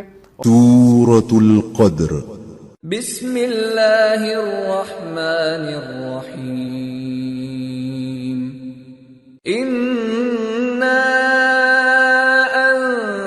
انزلناه فی لیلۃ القدر وما ادراک ما لیلۃ القدر لیلۃ القدر خیر من 1000 شہر تنزل الملائكة والروح فيها بإذن ربهم من كل أمر سلام هي حتى مطلع الفجر۔ جی، امید ہے کہ آپ نے تلاوت بھی کی ہوگی اور آپ نے یاد کرنے کی کوشش بھی کی ہوگی۔ اب میں اس کا ترجمہ آپ کے سامنے عرض کروں اور اس میں جو اہم باتیں ہیں وہ بھی آپ کو میں بتاؤں۔ بسم اللہ الرحمن الرحیم۔ انا انزلناہ فی لیلۃ القدر وما ادراک ما لیلۃ القدر लैलतुल क़द्र खैरुम मिन अल्फ़ि शहर तनज़्ज़लुल मलाइकतु वर्रूहु फ़ीहा बिइज़्नि रब्बिहिम मिन कुल्लि अम्र सलामुन हिय हत्ता मतलअल फ़ज्र। एक बात नोट कर लें कि आपने याद भी करना है इसको और दोहराना भी है और बार बार पढ़ना भी है, लेकिन कुरान की तिलावत जब आप करें तो याद करने के, जब आप याद कर रहे हो तो उस वक्त तो देखना ज़रूरी नहीं है, लेकिन जब आप कुरान की तिलावत कर रहे हो तो कुरान की आयत को देखकर और सफ़े से, किताब से उसकी तिलावत किया करें। चूँकि रिवायत में यह आया है कि जो बच्चा कुरान को देख कर पढ़ता है, जो औलाद कुरान को देख कर तिलावत करती है, उसका अजर और सवाब उसके वालिदैन को भी मिलता है। अज़ीज़ान मोहतरम, इसके अंदर क्या बात हो रही है, तर्जुमा इसका देखें। शुरू करता हूँ अल्लाह के नाम से जो नहायत मेहरबान और रहम करने वाला है। बेशक, पहली आयत, बेशक हमने इस कुरान को शब क़द्र में नाजिल किया। और आपको क्या मालूम कि शब क़द्र क्या है? शब क़द्र 1000 महीनों से बेहतर है।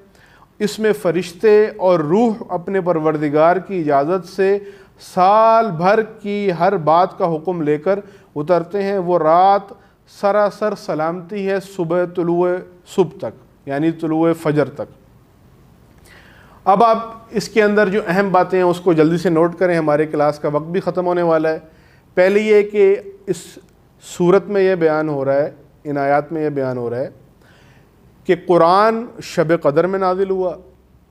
दूसरी बात, शब क़द्र क्या है आपको मालूम नहीं, यानी हमें बताया जा रहा है कि आप, यानी इसका मतलब है कि शब क़द्र की अहमियत आप नहीं समझते कि कितनी अजीम रात है। तीसरी बात इसमें क्या हुई कि शब क़द्र 1000 महीनों से अफजल और अजीम रात है। चौथी बात इसमें क्या हुई है कि इस रात को फ़रिश्ते और रूह भी एक फ़रिश्ते का नाम है, अल्लाह की तरफ से ज़मीन पर आते हैं, क्या लेकर? पूरे साल के अहकामात लेकर। और पांचवी बात यह हुई कि फ़जर तक ये रात सलामती की रात है।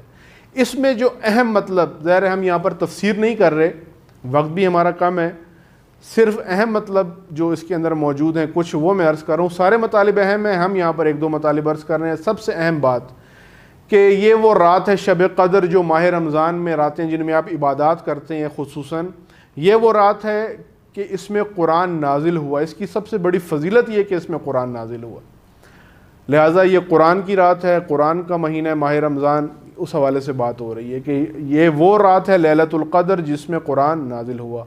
और दूसरी बात जो अहम इसमें की गई वो ये कि ये क़द्र की रात है, क़द्र यानी मुक़द्दर की रात है। और फ़रिश्ते इसमें आते हैं, क्यों आते हैं? कि इस रात में एक मोमिन ने, एक इंसान ने अल्लाह के सामने अपना नसीब और अपना मुक़द्दर मांगना होता है अल्लाह से इबादत करके। इशा से लेकर मगरिब से लेकर फ़जर तक वो जो जागता है, इबादत करता है, वो क्यों? कि अपने परवरदिगार से साल भर के लिए अपने मुक़द्दर को और नसीब को तलब करे।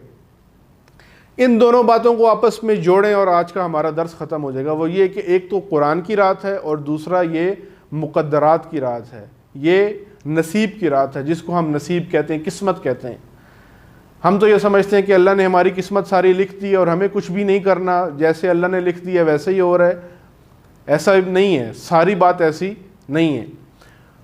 इस सूरत में ये बात हो रही है कि कुरान नाजिल हुआ और कुरान नाजिल होने के साथ साथ ये लैलतुल क़द्र है, यानी हमने कुरान की तालीमात और कुरान की हिदायत के रोशनी में अपनी ज़िंदगी को संवारने के लिए अल्लाह ताला से मदद और अल्लाह से दुआ मांगनी है।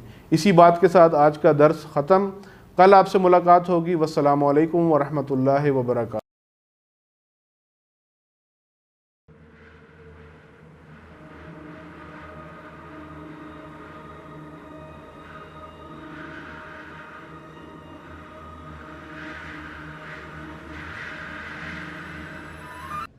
औज़ुबिल्लाहि मिनश्शैतानिर्रजीम बिस्मिल्लाहिर्रहमानिर्रहीम रब्बिश्रह ली सदरी व यस्सिर ली अमरी वहलुल उक़दतिन मिन लिसानी यफ़क़हू क़ौली। प्यारे दोस्तों, अस्सलामु अलैकुम व रहमतुल्लाहि व बरकातुहू। आज के सेशन के लिए आपके सलमान अंकल और आपके प्यारे दोस्त हैदर मेहदी आपके सामने मौजूद हैं। दोस्तों, आज का जो हमारा ये लेक्चर आप सुन रहे हैं ये हिस्ट्री के मुताबिक है। کہ آج سے اب سے پہلے قوموں کے اوپر کیا گزرا. ٹھیک ہے, ہسٹری بہت اہم سبق ہے, بہت اہم موضوع ہے. آپ کو معلوم ہے حیدر کہ ہسٹری کی کیوں ضرورت ہے سمجھنے کے لیے؟ ہسٹری اس لیے ضرورت ہے, ہسٹری کی اس لیے ضرورت ہے کیونکہ ہمیں یہ نہیں پتہ کہ یہ جو پہلے دین شروع ہوئے ان کی وجہ کیا تھی. جو دینوں کے انہوں نے بٹ گئے دین سارے, ان کے الگ الگ حصے بنا دیے, کیوں بنایا اور اس کی وجہ کیا تھی, یہ جاننے کے لیے ہسٹری بہت ضروری ہے. صحیح, یعنی پہلے اقوام نے کیا کچھ کیا, ان پہ کیا گزری, اور وہ کیوں بٹے کیوں. جیسے حیدر فرما رہے ہیں, حیدر کہہ رہے ہیں کہ جی پہلے جو اتنے, حالانکہ ایک الہی دین تھا, حضرت آدم سے شروع ہوا, اور وہی توحیدی دین تھا, ایک اللہ کے علاوہ کوئی الہ نہیں ہے. لیکن پھر بعد میں یہ آہستہ آہستہ کیوں اتنے بٹ گئے, اتنے فرقے, اتنے دین, اتنے مذہب, اور خاص کر حیدر یہ جو بت پرستی ہے, آپ کو پتہ ہے الہی دین سے جو شروع ہوا وہ, اور بت پرستی دوستوں آپ کو معلوم ہے انتہائی پست عقیدہ ہے. یعنی عقیدے میں بھی آپ تصور کریں انسان اپنے ہاتھوں سے کسی چیز کو بنائے اور اس کے سامنے سجدہ ریز ہو جائے, اس کے سامنے سجدہ ریز ہو جائے, اس کو سجدہ کرے, اس کے سامنے جھک جائے, اپنے ہاتھوں سے بنائی ہوئی چیز کو. بت پرستی جیسے پست عقیدہ کی جو ہے نا بنیاد کیسے پڑی, یہ ایک بہت اہم ہے. اور انشاءاللہ ہم کوشش کریں گے کہ اس سیشن میں اور یہ آئندہ آنے والے سیشن پہ اس پہ بھی بہت زور دیں کہ آہستہ آہستہ جو توحیدی دین تھا, الہی دین تھا, جو حضرت آدم سے شروع ہوا اور پھر حضرت آدم کی اولاد پھیلتی گئی, تو یہ بت پرستی کہاں سے شروع ہوئی. یہ اہم ہے نا سوال. جی یہ بہت اہم سوال ہے.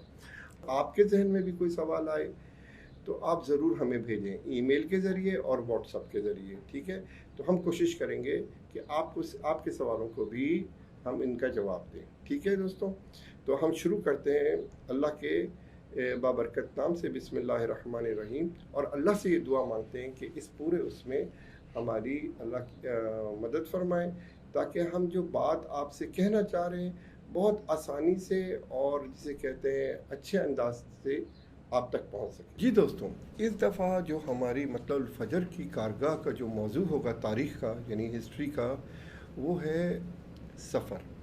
حضرت آدم سے لے کے حضرت خاتم یعنی رسول اللہ صلی اللہ علیہ وآلہ وسلم تک کا سفر.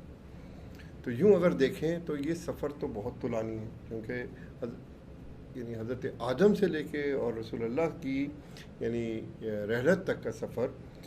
لیکن اور ہمارے پاس ٹائم بہت کم ہے, یعنی چند دن ہیں کارگاہ کے بھی, بلکہ یوں کہیں چند گھنٹے ہیں کارگاہ کی. تو یہ سفر ہمیں بڑی سرعت کے ساتھ, یعنی تاریخ کا یہ سفر بہت تیزی کے ساتھ ہمیں کرنا پڑے گا. چنانچہ ہم کوشش یہ کریں گے کہ وہ چیدہ جو نبی آئے ہیں حضرت آدم سے لے کے حضرت خاتم تک کا جو نبیوں کا سلسلہ رہا ہے, ان میں سے جو اولو العزم نبی ہیں ان میں سے بعض کا ہم ذکر کریں. اور خاص کر ہم نے اس پورے اپنے سیشن میں ہم نے یہ بھی ساتھ آپ کو بتانا ہے کہ جو الہی دین حضرت آدم سے توحیدی دین شروع ہوا تھا, اس میں یہ بت پرستی کہاں سے شامل ہو جاتی ہے. تو اس کے اوپر بھی ہم نے آپ کو بتانا ہے. یعنی یہ جو ہمارا سفر ہے انشاءاللہ تعالی حضرت آدم سے لے کے حضرت خاتم تک کا. دوستوں, تاریخ ایک بہت اہم موضوع ہے. آپ کو پتہ ہے اس کی اہمیت کا اندازہ صرف اس بات سے بھی لگا سکتے ہیں کہ قرآن نے اس کے اوپر بہت زور دیا. قرآن کی آیت ہے, قرآن میں آیت ہے کہ بسم اللہ الرحمن الرحیم سیرو فی الارض فانظروا کیف کان عاقبۃ المکذبین. یعنی آپ گھومیں پھریں اور دیکھیں کہ پچھلی قوموں کا کیا انجام ہوا, جنہوں نے تکذیب کی تھی, جنہوں نے انکار کیا تھا, ان کی کیا انجام ہوا, کیا سرنوشت ہوئی. جیسے قوم عاد, قوم سمود, قوم لوط, قوم ہود, آج وہ ہم میں موجود نہیں ہیں. پوری قومیں صفحہ ہستی سے مٹ گئیں. انہوں نے کیا کیا تھا جو اس انجام کو پہنچے کہ آج پورے ارض میں ان کا وجود تک باقی نہیں رہا. ٹھیک ہے, تو یہ ہمارے لیے بہت اہم ہے. ہمارے لیے یعنی اگر ہم نے امت بننا ہے تو ہمیں تاریخ سے آشنائی بہت ضروری ہے. ٹھیک ہے, وہ غلطیاں جو انہوں نے کی تھیں وہ ہم نہ کریں تاکہ ہم اس سے بچ سکیں. تو سبق یعنی سیرت جو ہے پچھلی قوموں کی جو سرنوشت تھی وہ ہمارے لیے بہت اہم ہے. تو دوستوں, تاریخ کا سفر, انسانیت کی, بشریت کی تاریخ کا سفر تو حضرت آدم علیہ السلام کی خلقت سے شروع ہو جاتا ہے. آپ کو معلوم ہے نا کہ جب حضرت آدم کو اللہ نے بنایا, پہلے انسان ہے نا, تو پھر فرشتوں سے کہا کہ ان کو سجدہ ریز ہو جائیں، ٹھیک ہے. لیکن انہی فرشتوں میں ایک اور بھی ابلیس موجود تھا. اور آپ کو معلوم ہے ابلیس کون تھا؟ ابلیس شیطان تھا. شیطان. لیکن شیطان کون تھا؟ شیطان ایک ایسا بینگ تھا جس کو اللہ نے آگ سے بنایا تھا. ہاں. اور اس نے ہزاروں سال اللہ کی پرستش کی تھی. بالکل. شیطان جو ہے دوستوں فرشتہ نہیں تھا بلکہ وہ ایک جن تھا، جنوں میں سے تھا. اور اس نے ہزاروں سال اللہ کی عبادت کی تھی اور عبادت کر کے اس مقام تک پہنچ گیا تھا کہ وہ فرشتوں کی صف میں آ کے کھڑا ہو گیا تھا.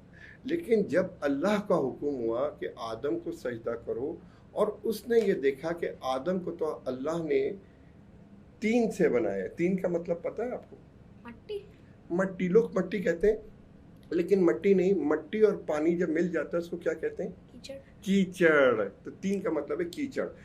اللہ نے حضرت آدم کو کیچڑ سے بنایا، ٹھیک ہے.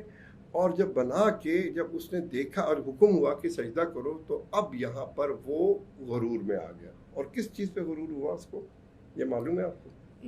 جی میں اس چیز پہ غرور ہوا کہ اللہ نے اس کو تو کیچڑ سے بنایا اور مجھے آگ سے بنایا، وہ مجھ سے نچلا ہے. ہاں، اللہ نے آدم کو کیچڑ سے بنایا ہے، کھنکھناتی ہوئی مٹی سے بنایا، اور مجھے آگ سے بنایا. اور کیونکہ آگ افضل ہے تو اپنی خلقت کے اوپر اس کو غرور ہو گیا. حالانکہ وہ یہ مان رہا تھا کہ اللہ خالق ہے دونوں کا، لیکن غرور میں آ گیا. غرور دیکھا کتنی بری چیز ہے دوستوں. یہ بھی ایک جسے کہتے ہیں نا بہت بڑا بت ہے غرور کا، ہے نا. تو کہہ تو وہ رہا تھا کہ لا الہ الا اللہ، اللہ کے علاوہ کوئی الہ نہیں ہے، لیکن اس کا الہ وہ اس کا بت تھا. اصل میں اس نے اس بت کو اپنی خلقت غرور تکبر کو اس نے لا کہا ہی نہیں تھا. تو وہ نہیں جھکا، اس نے سجدہ نہیں کیا. اور نہ صرف سجدہ نہیں کیا بلکہ اب اللہ سے اس نے مہلت مانگی. جب اللہ نے کہا کہ یہاں سے نکل جاؤ تو اللہ سے اس نے مہلت مانگی تاکہ یوم یبعثون تک، ہے نا.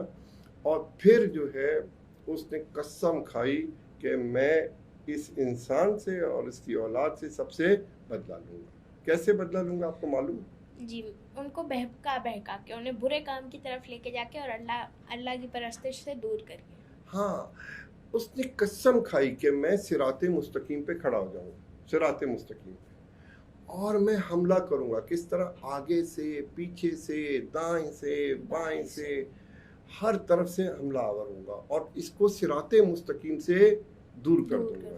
صراط مستقیم پہ چل کے ہم اللہ تک پہنچ سکتے ہیں نا. تو اس نے کیا انتظام کیا کہ وہ کھڑا بھی کدھر ہوگا؟ صراط مستقیم پہ. آگے سے حملہ کرے گا، پیچھے سے. اس کا مطلب معلوم ہے آپ؟ نہیں، اس کا مطلب مجھے نہیں معلوم. چلے ہم بتاتے ہیں.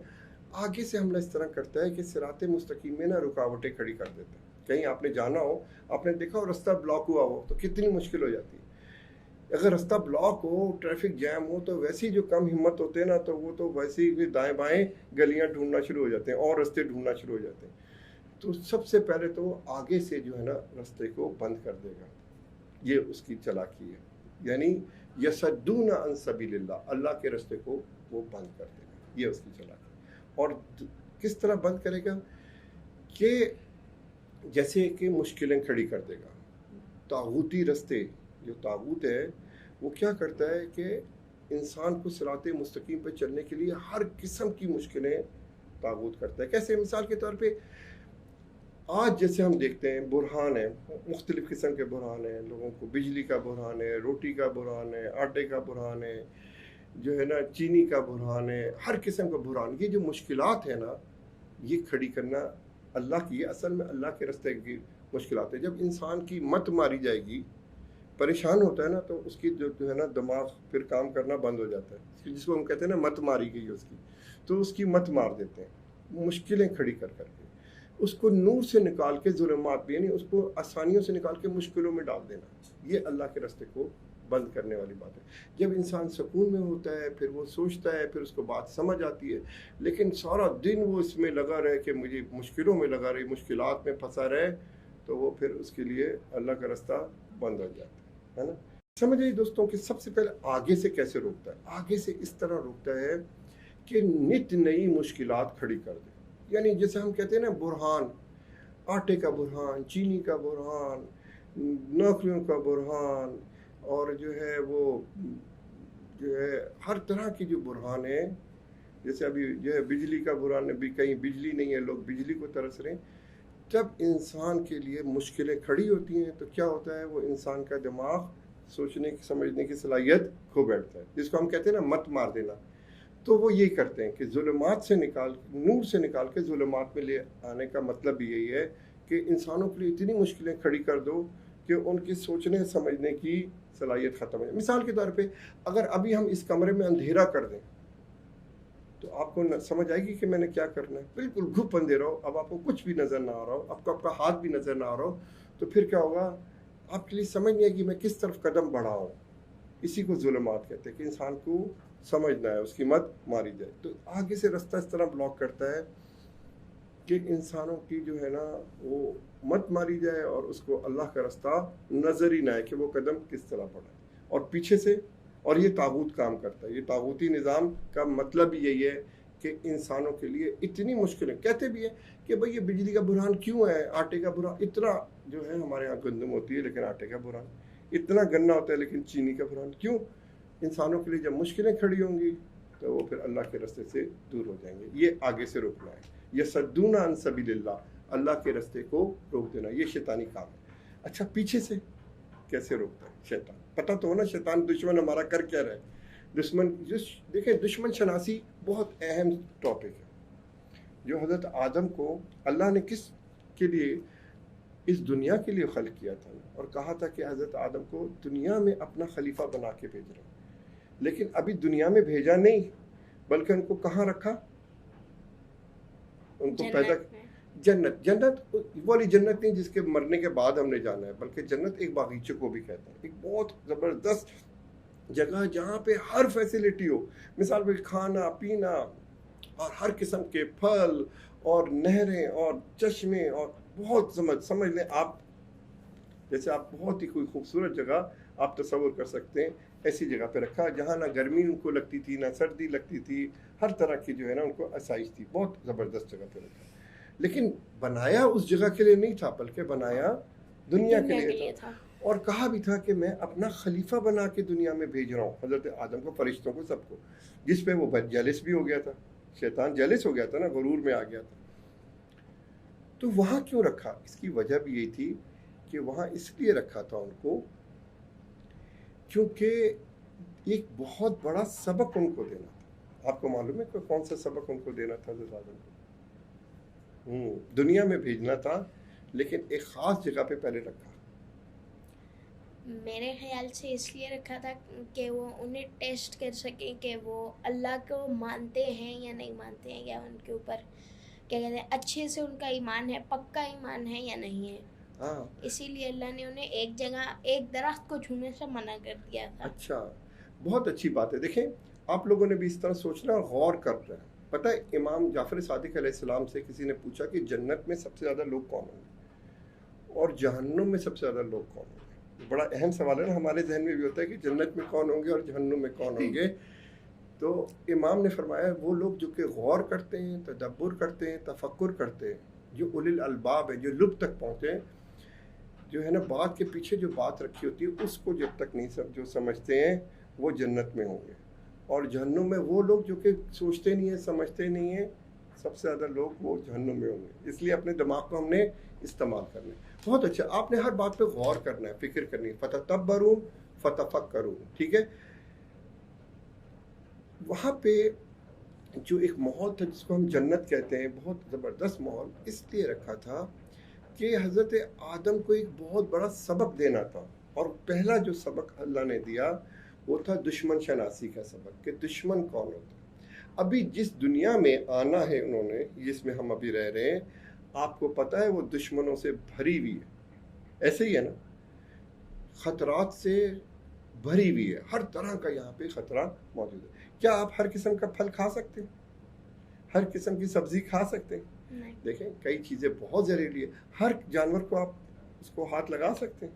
آپ بچھو کو ہاتھ لگائیں، سانپ کو ہاتھ لگائیں، زہریلے بھی یہاں پہ مضر چیزیں بھی موجود ہیں. دشمن موجود ہے اور دشمن شناسی. اب جس ماحول میں انہوں نے دیکھا تھا، مثال کے طور پہ فرشتوں کو یا جس ماحول میں وہ تھے وہاں پہ ان کو دشمن کے سمجھانا، جبکہ ابھی انہوں نے دشمن کو دیکھا نہیں تھا اور دشمن کی کہ دشمن کس طرح حملہ کرتا ہے یہ ان کو ابھی اس چیز کا پتہ نہیں تھا. یہ سبق دینا تھا. تو دشمن شناسی کا سبق کیسے اللہ نے دیا کہ وہ جو شیطان تھا ابلیس، اس کا اصل نام عزازیل تھا. آپ کو پتہ ہے دوستوں، عزازیل. اور اس کو ابلیس اس لیے کہتے ہیں، آپ کو پتہ ہے کہ اس کو ابلیس کیوں کہتے ہیں؟ چلے ساتھ ساتھ ہم یہ چیزیں بھی، مجھے نہیں پتا تھی. ہاں، کہ شیطان کا اصل نام ہے عزازیل، لیکن اس کو جو ہے نا لقب سے پکارتے ہیں ابلیس. ابلیس اس کو کہتے ہیں جو تلبس کرتا ہے. اب آپ کو تلبس کا مطلب پتہ ہے؟ نہیں. اچھا میں سمجھاتا ہوں. تلبس کہتے ہیں ملاوٹ کرنے کو. ملاوٹ کرنے کا تو مطلب پتہ ہوگا، دودھ آپ پیتے ہیں تو دودھ میں پانی کی ملاوٹ. تو یہ جو بھی ملاوٹ کا کام ہوتا ہے نا، یہ شیطان بھی یہی کام کرتا ہے، ملاوٹ کرتا ہے. اب یہ کس چیز کی ملاوٹ کرتا ہے آپ کو پتہ ہے؟ یہ اتنی ملاوٹ کرتا ہے کہ اس کا لقب بھی ملاوٹ ہی پڑ گیا، یعنی تلبس یعنی ابلیس پڑ گیا، یعنی ملاوٹ کرنے والا. یہ کس چیز کی ملاوٹ کرتا ہے؟ یہ جو ہے سچ کو باطل کے ساتھ کنیکٹ کر دیتا ہے. اوہ بہت زبردست. یہ دیکھیں آپ کے حیدر بھائی نے بہت ہی زبردست جو ہے نا جواب دیا ہے، اور وہ یہ جواب ہے کہ یہ جو تلبس کرتا ہے، ملاوٹ کرتا ہے، حق و باطل کی ملاوٹ کرتا ہے. اور جب بھی حق و باطل مل جائے تو لوگوں کے لیے پھر لوگ کنفیوز ہو جاتے ہیں، اور پھر جب کنفیوز ہو جاتے ہیں وہ آرام سے اس کا شکار ہو جاتے ہیں. وہ ایسے نہیں کہ صرف باطل بتائے کہ یہ باطل ہے اور آپ اس کو مان لیں. جیسے آپ مثال کے طور پہ آپ اگر صرف پانی کوئی دے اور دودھ بیچ کے، تو آپ تو فوراً دیکھ لیں گے کہ آپ کو پتہ ہے یہ پانی ہے، اور آپ کبھی بھی اس کو خریدیں گے نہیں پیسوں سے. لیکن جب اس کے اندر تھوڑا سا دودھ مکس کر دیں تو لوگ پیسوں سے خرید کے پھر پی لیتے ہیں. یہ حق و باطل کو ملاتا ہے. یہ اس کا نام ابلیس، اسی لیے اس کو ابلیس کہتے ہیں، تلبس کرتا ہے. اب سب سے پہلی جو ہے جو سبق، کیونکہ ہمارے لیے دیکھیں تاریخ میں دوستوں سب سے اہم چیز ہے وہ ہے دشمن شناسی. اسی لیے آپ سمجھیں اگر ہمیں دشمن کی اپنی آگاہ ہو جائے ہم کہ ہمارا دشمن کیا ہے، اس کے ہتھ کنڈے کیا ہیں، وہ کس طرح ہمیں نقصان پہنچاتے ہیں. دشمن کی کوشش ہوتی ہے نابودی. دشمن کی ہمیشہ یاد رکھیں، دشمن ہمیشہ یہ چاہتا ہے کہ جو اس کا مخالف ہے وہ مر جائے، صفحہ ہستی سے ختم ہو جائے، اس کو نقصان پہنچے. بے شک اس کو نقصان، اس کی ٹانگ ٹوٹے لیکن دشمن کی دیوار گرے. وہ کہتا ہے کہ میری ٹانگ ٹوٹے لیکن دشمن کی گر، اپنا نقصان کر کے بھی دشمن کو نابود کرنا چاہتا ہے. یہ دشمن کی اسٹریٹجی ہوتی ہے. تو دوستوں پہلا سبق جو ہے نا دشمن شناسی تھا. اور تاریخ کو بھی سمجھنے کے لیے ہمیں اگر دشمن کی اسٹریٹجی سمجھ آ جائے، دشمن شناسی سمجھ، تو ہمیں تاریخ کے سارے اوراق سمجھ آ جائیں گے. تو سلمان انکل، جی اگر جو ہے ابلیس ہمیں ایک جال میں پھنسا لیتا ہے تو ہم اس جال کو توڑنے کا طریقہ کیا ہے؟ بہت اچھا سوال ہے کہ ہم اس جال کو توڑیں گے. سب سے پہلے تو اس کا جال سمجھ آئے کہ ابلیس کا جال کیا ہے. جب ابلیس کا جال سمجھ آئے گا نا تو پھر ہمیں ابلیس کے اس کو توڑنے کا بھی حل سمجھ آئے گا. ابلیس کا جال دوستوں پتہ ہے کیا؟ اچھا ہم ساتھ ساتھ یہ سوالوں کے جواب بھی دیتے جاتے ہیں، اور انشاءاللہ ہم ساتھ ساتھ آپ کو ہسٹری کا لیسن بھی دیتے جائیں گے، کیونکہ یہ چیزیں بہت ضروری ہیں. کہ قرآن کی آیت ہے کہ بسم اللہ الرحمن الرحیم، زُيِّنَ لِلنَّاسِ حُبُّ الشَّهَوَاتِ مِنَ النِّسَاءِ وَالْبَنِينَ وَالْقَنَاطِيرِ الْمُقَنطَرَةِ مِنَ الذَّهَبِ وَالْفِضَّةِ وَالْخَيْلِ الْمُسَوَّمَةِ وَالْأَنْعَامِ وَالْحَرْثِ ذَلِكَ مَتَاعُ الْحَيَاةِ الدُّنْيَا وَاللَّهُ عِندَهُ حُسْنُ الْمَآبِ. زُيِّنَ لِلنَّاسِ انسانوں کے لیے جو جال بنایا گیا جس میں انسان کی بہت اٹریکشن ہے. ظاہر بات ہے جال جیسے کبوتر کے لیے کیا اٹریکشن ہوتی ہے، وہ دانے ڈال دیتے ہیں تو ان سے برداشت نہیں ہوتا، وہ آ کے دانوں پہ جیسے چگنے لگتے ہیں فوراً جال میں پھنس جاتے ہیں.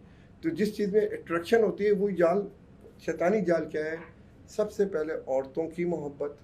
زُيِّنَ لِلنَّاسِ حُبُّ الشَّهَوَاتِ مِنَ النِّسَاءِ عورتوں کی محبت، وَالْبَنِينَ بیٹوں کی اولاد کی محبت، وَالْقَنَاطِيرِ الْمُقَنطَرَةِ من الذهب والفضة یعنی سونے اور چاندی کے ڈھیر کی محبت، والخیل المسومہ والانعام والحرث اور اعلیٰ قسم کے گھوڑوں کی، اعلیٰ قسم کی زمینوں کی اور مال مویشی یعنی کیش کی محبت. یہ 6 چیزیں جو ہیں انسان کی شیطانی جال ہے جس میں انسان جس کی محبت میں پھنس جاتا ہے. اگر انسان کو بھی یہ پتہ ہو کہ میں نے عورت کی محبت میں، اب میں نے اپنی اولاد کی محبت میں، میں نے سونے چاندی کے ڈھیر کی محبت، آج تاریخ بھر میں آپ دیکھیں، اور بلکہ یہ چیز ہم دیکھیں گے بھی. جیسے حضرت مسلم جب تھے، آپ کو پتہ ہے جب حضرت مسلم نے قیام کیا تھا تو ابن زیاد نے کیا کیا تھا کہ لاؤ تلواریں لے کے آؤ اور تلواروں کے وزن کے برابر یعنی لوہا دو اور سونا لے لو. تو سونے چاندی کی ڈھیر کی محبت میں کیا ہوا، انہوں نے اپنے ایمان کو، اور دیکھا حضرت مسلم کو تنہا چھوڑ دیا تھا. اور کبھی عورت کی محبت میں، جب کہ ہم تاریخ میں دیکھتے ہیں کہ امام حسن علیہ السلام نے 2.5 سال اپنی لشکر کو، اپنی فوج کو میدان جنگ میں رکھا، لیکن وہ لڑنے کو تیار نہیں ہوتے تھے. اور جو ان کا چیف تھا، آرمی کا جو چیف تھا امام حسن کا، آرمی کا چیف سپہ سالار اعظم، وہ کس پہ ہوا؟ جب امیر شام نے اس کو لالچ دی کہ خوبصورت ترین عرب کی عورت سے تمہاری شادی کر دیں گے، عورت کی محبت، اور ڈھیر سارا سونا دیں گے، اتنے لاکھوں، اشرفیاں لاکھوں میں. تو جناب اور ساتھ ساتھ پوری اس کے اوپر پوری اسلامی حکومت کا اس کو سالار بنائیں گے. تو اس نے اپنے ایمان کا سودا کر دیا. ہاں دوستوں، جو دنیا ہے نا، اسی لیے حب دنیا کو سب سے بڑا گناہ جو ہے نا، حب دنیا کو قرار دیا گیا. یعنی مولا علی علیہ السلام کے قول کے مطابق سور کی آنکھیں، کوڑی دیکھیں نا، کوڑی جو کوڑ زدہ ہوتا ہے، جس کو لیپریسی ہوتی ہے، پورا جسم اس کا پھوڑے بنا ہوتا ہے، کوئی دیکھ نہیں سکتا، اللہ معاف کرے، اس کے ہاتھ میں سور کی آنکھیں ہوں، کوڑی کے ہاتھ میں، اور کوئی بندہ دوسروں کو دھکا دے دے کے جائے اور اس سے چھین کے وہ کھائے. حب دنیا کی مثال مولا نے اس طرح کی دی ہے. یا کسی کے دانت سے نکلے ہوئے مواد کو لوگوں کو دھکا دے اور جا کے چھین کے کھائے. تو جو حب دنیا ہے، یعنی یہی 6 چیزیں میں جو مبتلا ہو جاتا ہے اس بیماری میں: عورتوں کی محبت، اولاد کی محبت، سونے چاندی کے ڈھیر کی محبت، اور اعلیٰ قسم کے گھوڑوں کی محبت، آج کل گاڑیوں کی مطلب، اور جو ہے نا اعلیٰ قسم کی زمینوں کی محبت یعنی پلاٹوں کی محبت، اور کیش، اس زمانے میں مال میں بیچی. تو یہ 6 چیزیں. اور تاریخ بھر میں جب ہم کہتے ہیں نا یہ ایسے کیوں ہوا، ایسے کیوں ہوا، اس کے پیچھے یہی شیطانی جال ہے. تو دوستوں ہاں، یہ بہت امپورٹنٹ ہے کہ ہمیں شیطان کا جال بھی سمجھ آئے اور شیطان کا طریقہ بھی سمجھ آئے. یہ شیطان جس کا لقب ابلیس ہے، جس کا نام عزازیل ہے، اس نے، آپ کو پتہ ہے حضرت آدم کو کیسے اس نے حملہ کیا؟ نہیں، یہ مجھے نہیں پتا. اچھا، اس نے نا جب حضرت آدم کو اللہ نے اس جنت میں رکھا ہوا تھا اور بہت عیش و عشائش کے ساتھ، اور ان کی زوجہ کا کیا نام تھا حضرت آدم کی؟ حضرت حوا. حضرت حوا اور حضرت آدم وہاں پہ جنت میں عیاشی کر رہے تھے. تو یہ اس کو برداشت نہیں ہوا، جیلس تھا نا، ساتھ ساتھ حاسد بھی تھا، حسد بھی کرتا تھا، اور جو ہے نا کیا کہتے ہیں مغرور بھی بہت تھا. تو یہ شیطان یہ تھا نا، سانپ کی شکل میں آیا، وہاں تو جانور تو تھے، اور پھر اللہ کی عزت کی قسم کھائی اور یہ کہا کہ اگر آپ اس درخت کا پھل کھا لیتے ہیں جس کو اللہ نے منع کیا تھا تو پھر کیا ہوگا؟ آپ فرشتے بن جائیں گے، آپ اللہ کے اور قریب ہو جائیں گے. یعنی آپ جو ہے وہ ایک تو ہمیشہ زندہ رہیں گے، آپ کی حکومت ہمیشہ قائم رہے گی، آپ اللہ کے اور مقرب ہو جائیں گے. الٹا سبق دیکھیں، دھوکہ دیا نا، یہی طریقہ ہے دشمن. اور قسم کھائی سب سے مقدس، یعنی اللہ کی قسم کھا کے اس نے ان کو یہ دھوکہ دیا. اور وہ سوچ بھی نہیں سکتے تھے کہ کوئی اللہ کی قسم جھوٹی کھا سکتا ہے، ان کے ذہن میں بھی نہیں تھا کہ یہ کوئی اللہ کی قسم کوئی جھوٹی کھائے گا، وہ جو ہے نا کوئی اس طرح جھوٹ بول سکتا ہے. تو دیکھا، یہی ہوتا ہے دشمن. اور یہی سبق اللہ نے ان کو دینا تھا کہ ہر ایک کے اوپر بھروسہ نہیں کرنا. جس دنیا میں آپ جا رہے ہیں وہ دنیا دشمنوں سے بھری ہوئی. اس طرح حضرت آدم کو شیطان نے جنت سے نکلوا دیا. اور آج ہم کہتے ہیں کاش وہ پھل نہ کھاتے، ہے نا؟ آپ کا بھی یہی دل چاہتا ہے تو ہم بھی عیاشی سے ہوتے. آدم علیہ السلام کو پیدا کرنے کے بعد اللہ تعالیٰ نے فرشتوں کو حکم دیا کہ وہ آدم کو سجدہ کریں. انہوں نے اللہ کے حکم کی تعمیل کی. ابلیس نے آپ کو سجدہ کرنے سے انکار کر دیا. اللہ تعالیٰ نے حضرت آدم علیہ السلام کو تمام نام سکھا دیے. اب اللہ تعالیٰ نے فرشتوں سے کہا کہ تم بھی ان چیزوں کے نام بتاؤ. تو وہ کہنے لگے، اللہ تیری ذات پاک ہے، جتنا علم تو نے ہمیں بخشا ہے اس کے سوا ہمیں کچھ بھی معلوم نہیں. بلا شبہ تو دانا اور حکمت والا ہے. پھر اللہ تعالیٰ نے آدم علیہ السلام کو حکم دیا کہ تم فرشتوں کے ان چیزوں کے نام بتاؤ. جب انہوں نے نام بتا دیے تو اللہ تعالیٰ نے فرشتوں سے کہا کیا میں نے تم سے نہیں کہا تھا کہ میں آسمانوں اور زمین کی تمام پوشیدہ باتیں جانتا ہوں؟ ابلیس یعنی شیطان فرشتوں کی جماعت سے تعلق نہیں رکھتا تھا، بلکہ وہ ایک جن تھا۔ فرشتوں کو اللہ تعالیٰ نے نور سے پیدا کیا ہے اور جنوں کو شعلہ مارتی ہوئی آگ سے پیدا کیا ہے۔ فرشتوں کی یہ صفت ہے کہ وہ اللہ تعالیٰ کی نافرمانی نہیں کرتے، بلکہ جس کام کا انہیں حکم دیا جائے وہ فوراً بجا لاتے ہیں۔ فرشتوں کے برعکس جنوں میں سے بعض اللہ تعالیٰ کے احکام کو مانتے ہیں اور بعض نافرمانی بھی کرتے ہیں۔ جب اللہ تعالیٰ نے فرشتوں کو حکم دیا کہ وہ آدم علیہ السلام کو سجدہ کریں تو تمام فرشتوں نے آدم علیہ السلام کو سجدہ کیا، مگر ابلیس کہنے لگا کہ میں اس سے افضل اور بہتر ہوں، مجھے آگ سے پیدا کیا گیا ہے جبکہ آدم علیہ السلام کو مٹی سے پیدا کیا گیا ہے، لہٰذا میں اسے کیسے سجدہ کروں؟ اس نے فخر اور تکبر کیا، اپنے آپ کو بڑا اور افضل جانا، آدم علیہ السلام کو حقیر اور کمتر جانا۔ اس کا عذر بڑا ہی بیکار اور غلط تھا۔ جب ابلیس نے اللہ تعالیٰ کے حکم کی نافرمانی کی تو اللہ تعالیٰ اس سے ناراض ہوئے اور اس کو حکم دیا کہ تو میری بارگاہ سے نکل جا، تو مردود ہے، اور اس کا مقام اور مرتبہ بھی چھین لیا۔ شیطان اللہ تعالیٰ سے کہنے لگا مجھ کو قیامت کے دن تک کی زندگی دے دے، یعنی مجھے موت نہ آئے۔ اللہ تعالیٰ نے اس کو قیامت تک کی زندگی عطا فرما دی۔ جب اسے اس بات کا یقین ہو گیا وہ قیامت تک زندہ رہے گا تو اس نے اللہ تعالیٰ سے کہا میں بنی آدم کا دشمن رہوں گا، انہیں گمراہ کرتا رہوں گا، انہیں وسوسے ڈال کر راہ راست سے بھٹکاتا رہوں گا، انہیں شرک کرنے کی دعوت دوں گا، انہیں گناہ پر اکساؤں گا، ان کے آگے پیچھے دائیں بائیں غرض ہر طرف سے آؤں گا، انہیں گمراہ کر دوں گا۔ اب ہر وہ شخص جو شیطان کی بات مانے بد نصیب ہے، اور جو شخص اس کی مخالفت کرے اور اس کی بات نہ مانے وہ خوش نصیب ہے۔ شیطان کو جنت سے نکال کر آدم علیہ السلام کو وہاں آباد کیا گیا۔ آدم اور حوا دونوں جنت کے پھل کھاتے تھے، اس کے باغات کی سیر کرتے تھے۔ اللہ تعالیٰ نے ان سے کہہ رکھا تھا کہ تم دونوں جنت میں جس مقام پر جانا چاہتے ہو جا سکتے ہو، جو کھانا پینا یا پہننا چاہو ہر کام کرو اور جنت کی نعمتوں سے خوب فائدہ اٹھاؤ۔ ہاں ایک ایسا درخت ہے جس کے قریب تم نہیں جاؤ گے اور اس کا پھل بھی نہیں کھاؤ گے، ورنہ تم ظالموں میں شمار کر دیے جاؤ گے۔ ایک دن ابلیس آدم علیہ السلام اور ان کی اہلیہ کے پاس آیا اور کہنے لگا آپ کو معلوم ہے کہ اللہ تعالیٰ کی ذات نے آپ کو اس درخت کے قریب جانے اور اس کا پھل کھانے سے کیوں منع کیا ہے؟ وہ بولے ہمیں تو معلوم نہیں۔ اس نے کہا یہ ایسا درخت ہے جو کوئی اس کا پھل کھائے گا وہ ہمیشہ زندگی پائے گا، اس کو موت نہیں آئے گی اور وہ ایسی بادشاہت کا مالک ہوگا جو کبھی زائل نہ ہوگی۔ اس نے قسمیں کھا کھا کر اپنی بات کا یقین دلا دیا۔ آدم اور حوا نے ابلیس کی بات مان لی اور اس درخت کا پھل کھا لیا۔ جیسے ہی انہوں نے پھل کھایا ان کے جسم سے جنت کے کپڑے اتار لیے گئے، وہ دونوں بے لباس ہو گئے۔ اب وہ جنت کے درختوں کے پتے توڑ توڑ کر اپنا جسم چھپانے لگے۔ وہ اپنے اس فعل پر بڑے نادم اور شرمندہ ہوئے، مگر بھول ہو چکی تھی۔ حضرت آدم علیہ السلام اور حوا نے اللہ تعالیٰ سے اپنی غلطی اور کوتاہی کی معافی مانگی اور خوب توبہ کی۔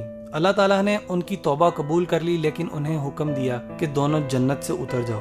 ان کو بتایا کہ شیطان ان کا کھلا دشمن ہے۔ زمین پر اترنے کے بعد آدم علیہ السلام اور حوا کے ہاں بہت سی اولاد پیدا ہوئی۔ اس طرح آدم علیہ السلام کی اولاد در اولاد دنیا میں بستی چلی گئی۔ آدم علیہ السلام کی اولاد میں سے بعض لوگ بڑے نیکوکار تھے اور ان میں سے بعض بڑے شریر اور گناہ گار بھی تھے جو اللہ تعالیٰ کے احکامات کو نہیں مانتے تھے۔ ان میں سے ایک قابیل بھی تھا جس نے اپنے بھائی حابیل کو قتل کر دیا تھا۔ مورخین کے خیال کے مطابق آدم علیہ السلام کے فوت ہونے تک ان کی اولاد در اولاد کی تعداد تقریباً 4 لاکھ تک جا پہنچی تھی۔ وہ 1000 سال تک زندہ رہے۔ جب وہ فوت ہوئے تو جمعہ کا دن تھا۔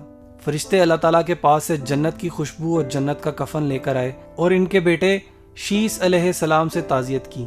انہوں نے اپنی وفات سے پہلے اپنی اولاد کو شیطان سے دور رہنے اور اس کے مکر و فریب سے بچنے کی وصیت کی اور مشکل اوقات میں اللہ ہی سے مدد مانگنے کے لیے کہا ربنا ظلمنا انفسنا وان لم تغفر لنا وترحمنا لنکونن من الخاسرین۔ اے ہمارے رب، ہم نے اپنے آپ پر ظلم کیا اور اگر تو نے ہمیں نہ بخشا اور ہم پر رحم نہ کیا تو یقیناً ہم ضرور خسارہ پانے والوں میں سے ہو جائیں گے۔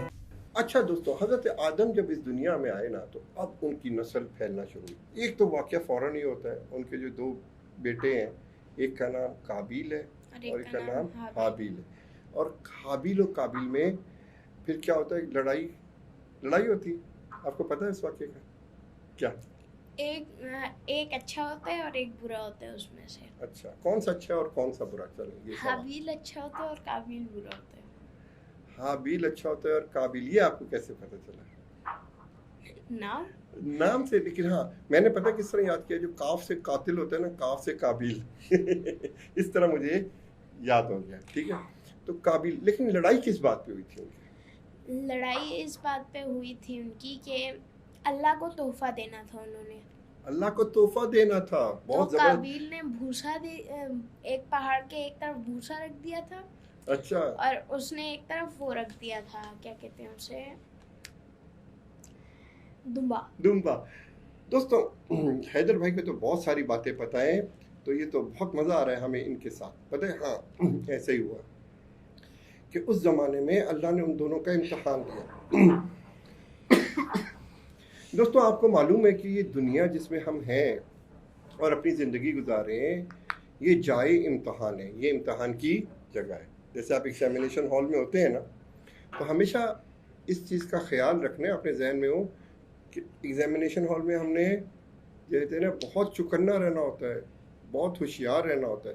اس دنیا میں جو ہم ہیں ہمارا ہر ایک کا امتحان ہو رہا ہے, ہر وقت ہو رہا ہے. ابھی بھی ہمارا امتحان ہے, ہر وقت انسان امتحان میں. تو اللہ نے ان دونوں کا بھی امتحان لیا. اور کیسے لیا کہ کہا کہ اللہ کی نظر کریں, یعنی اللہ سے محبت کا اظہار کریں. تو یہ جو تھے نا حابیل, ان کے پاس تھے ریوڑ. یہ بہت سے ریوڑ پتہ ہے نا, گائے بھینسیں بکریاں دمبے جو بہت سارے ہوتے ہیں, یہ وہ پالا کرتے تھے اس زمانے میں. اور دوسری طرف تھے قابیل. تو جو قابیل تھے وہ کھیتی باڑی کرتے تھے. ٹھیک ہے, وہ جیسے کھیتی باڑی معلوم ہے نا آپ کو, گندم کی فصل ہوتی ہے وہ اگاتے تھے.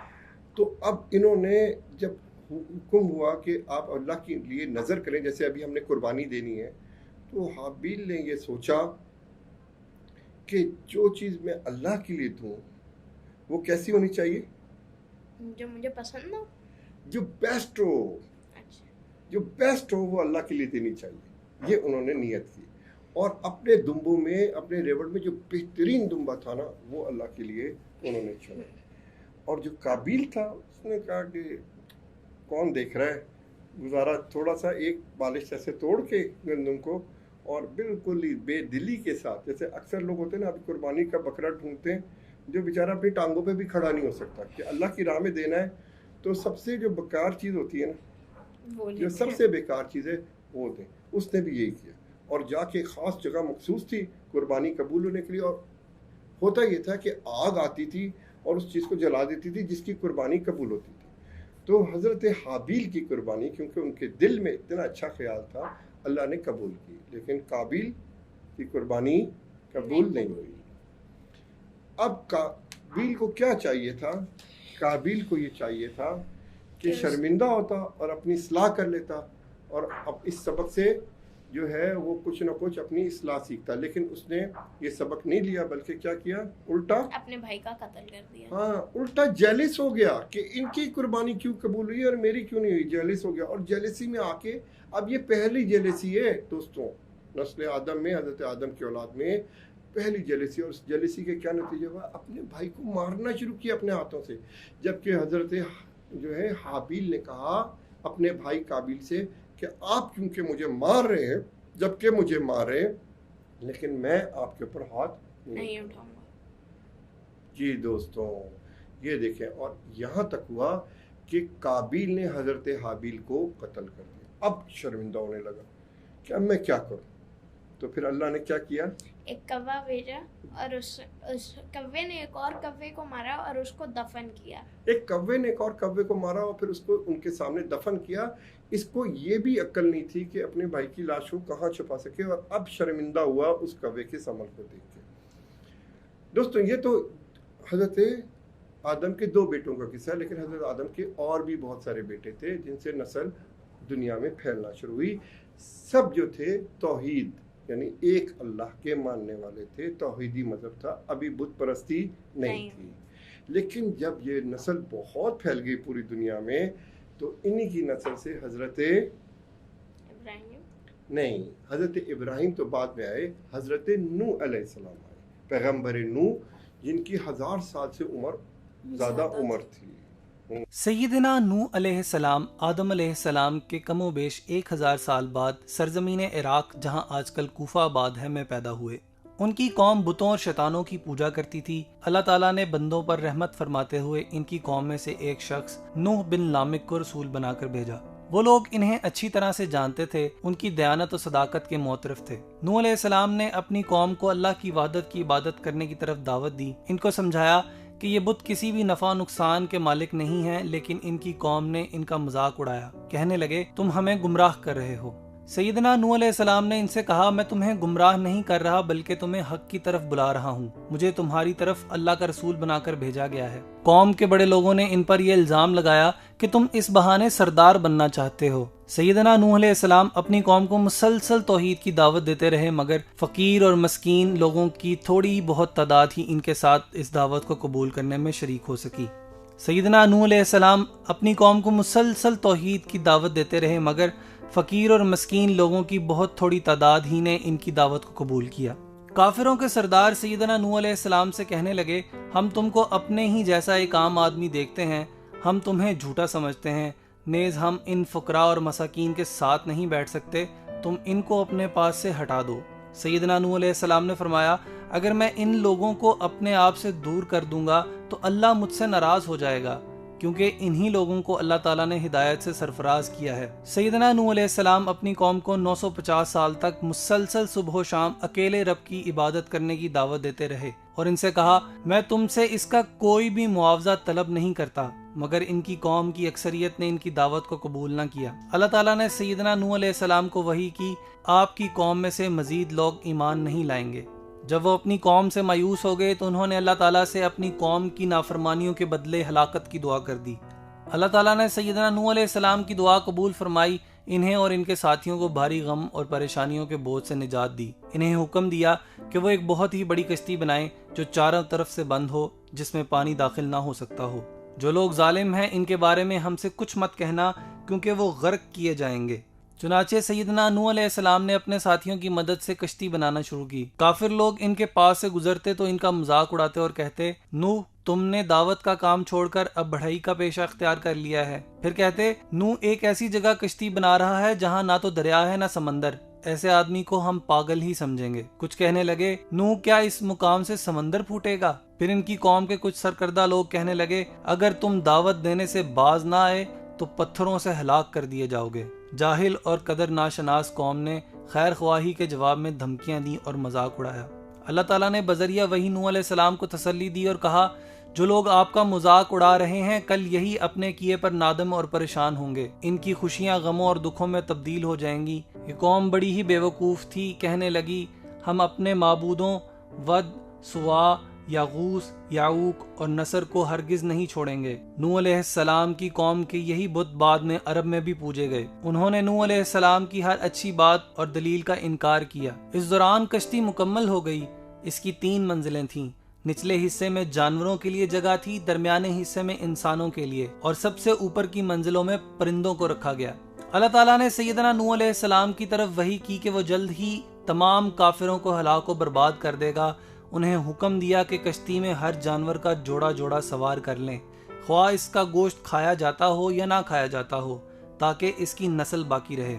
اس طرح ہر وہ چیز جس میں زندگی کے آثار ہیں، خواہ وہ سبزیاں ہوں یا پھل، اسے بھی کشتی میں رکھ لیں۔ اپنے خاندان کے تمام افراد کو بھی کشتی میں سوار کر لیں، ہاں جن کے بارے میں پہلے سے فرمان جاری ہو چکا ہے اسے سوار نہ کریں کہ یہ لوگ کافر ہیں۔ ان کے علاوہ جو بھی اللہ پر ایمان لایا ہے اور آپ کی نبوت کی تصدیق کرتا ہے اسے بھی اپنے ساتھ بٹھا لیں۔ سیدنا نوح علیہ السلام کی قوم کے بہت تھوڑے سے لوگ ہی ان پر ایمان لائے تھے۔ مورخین کے مطابق ان کی تعداد صرف 80 کے قریب تھی۔ نوح علیہ السلام نے ویسے ہی کیا جیسے ان کو حکم دیا گیا تھا۔ ان کے بیٹوں میں سے حام، سام اور یافس کشتی میں سوار ہوئے کیونکہ یہ مسلمان تھے۔ بالآخر وہ دن آ پہنچا جب اللہ تعالیٰ نے کافروں پر عذاب نازل کرنے کا فیصلہ کیا تھا۔ چنانچہ زمین سے پانی پھوٹ پڑا، آسمان سے شدید بارش شروع ہو گئی جس کی پہلے یا بعد میں کوئی مثال نہیں ملتی۔ سیدنا نوح علیہ السلام نے فوری طور پر حیوانات اور پرندوں کو کشتی میں سوار کیا، پھر تمام مومنوں سمیت کشتی میں بیٹھ گئے۔ اس کشتی میں بیٹھ جاؤ، اللہ ہی کے نام سے اس کا چلنا اور ٹھہرنا ہے، یقیناً میرا رب بڑی بخشش والا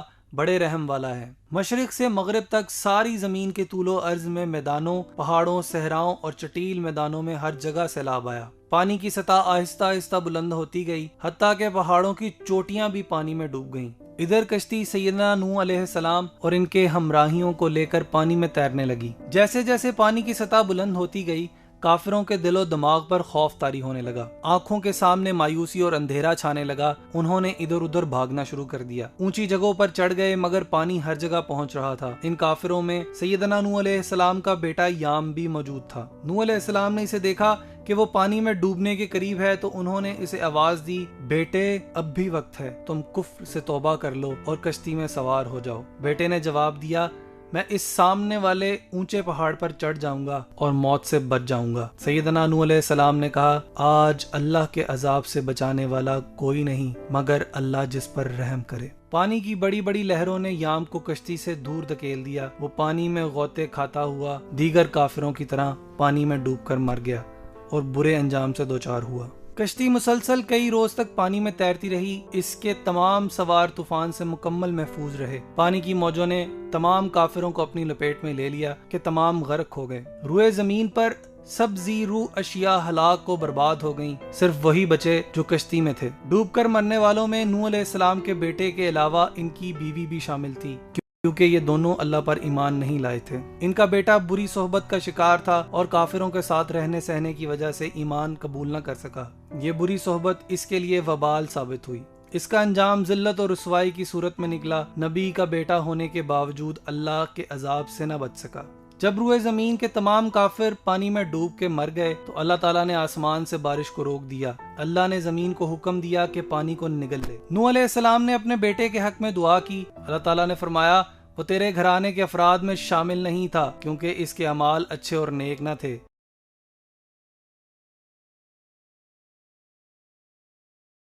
وہ ان لوگوں میں شامل نہیں تھا جن کی نجات کا وعدہ کیا گیا تھا۔ بالآخر کشتی ایک بڑے پہاڑ جودی پر آ کر رک گئی۔ نوح علیہ السلام نے کبوتر کو بھیجا کہ جا دیکھ کر آ پانی خشک ہو گیا ہے یا نہیں۔ کبوتر گیا اور واپسی پر زیتون کی ٹہنی ہمراہ لایا۔ اس کا مطلب تھا کہ پانی خشک ہو گیا ہے۔ چنانچہ سیدنا نوح علیہ السلام تمام مومنوں کے ساتھ کشتی سے صحیح سلامت نیچے اتر گئے۔ زمین پر چلنا پھرنا اور رہنا ممکن ہو گیا تھا۔ اللہ تعالیٰ نے فرمایا، آپ پر بھی برکت نازل ہوگی اور ان اقوام پر بھی جو آئندہ زمانے میں آپ کی نسل سے پیدا ہوں گی۔ جب زمین خشک ہو گئی تو طوفان سے نجات پانے والوں نے زمین میں کھیتی باڑی کا کام شروع کیا۔ اللہ تعالیٰ نے حسب وعدہ ان میں برکت فرمائی۔ وہ فصلیں اگاتے، باغات لگاتے اور ان کا پھل کھاتے۔ زمین پر گھنے جنگل اگ گئے۔ آہستہ آہستہ چرندوں پرندوں میں اضافہ ہوتا گیا۔ نوح علیہ السلام کے تینوں بیٹوں کی اولاد در اولاد ہوتی چلی گئی۔ انہوں نے دنیا میں مختلف مقامات پر بستیاں قائم کی۔ جتنے بھی نبی اور رسول اس دنیا میں تشریف لائے سب کے سب نوح علیہ السلام اور ان کے بیٹوں کی اولاد میں سے ہیں۔ نوح علیہ السلام نے وفات سے پہلے اپنے تینوں بیٹوں حام، سام اور یافس کو بلایا۔ ان کو وصیت کی کہ وہ اللہ تعالیٰ کی عبادت کرتے رہیں اور اس کے علاوہ کسی اور کو شریک نہ ٹھہرائیں، کیونکہ شرک سب سے بڑا گناہ ہے۔ اس کے علاوہ انہیں یہ بھی نصیحت کی کہ وہ کسی صورت میں تکبر اور فخر نہ کریں، اس لیے بھی کہ یہ بہت بڑا گناہ ہے۔ ربی انی اعوذ بک ان اسألک ما لیس لی بہ علم وَإِلَّا تَغْفِرْ لِي وَتَرْحَمْنِي أَكُنْ مِنَ الْخَاسِرِينَ۔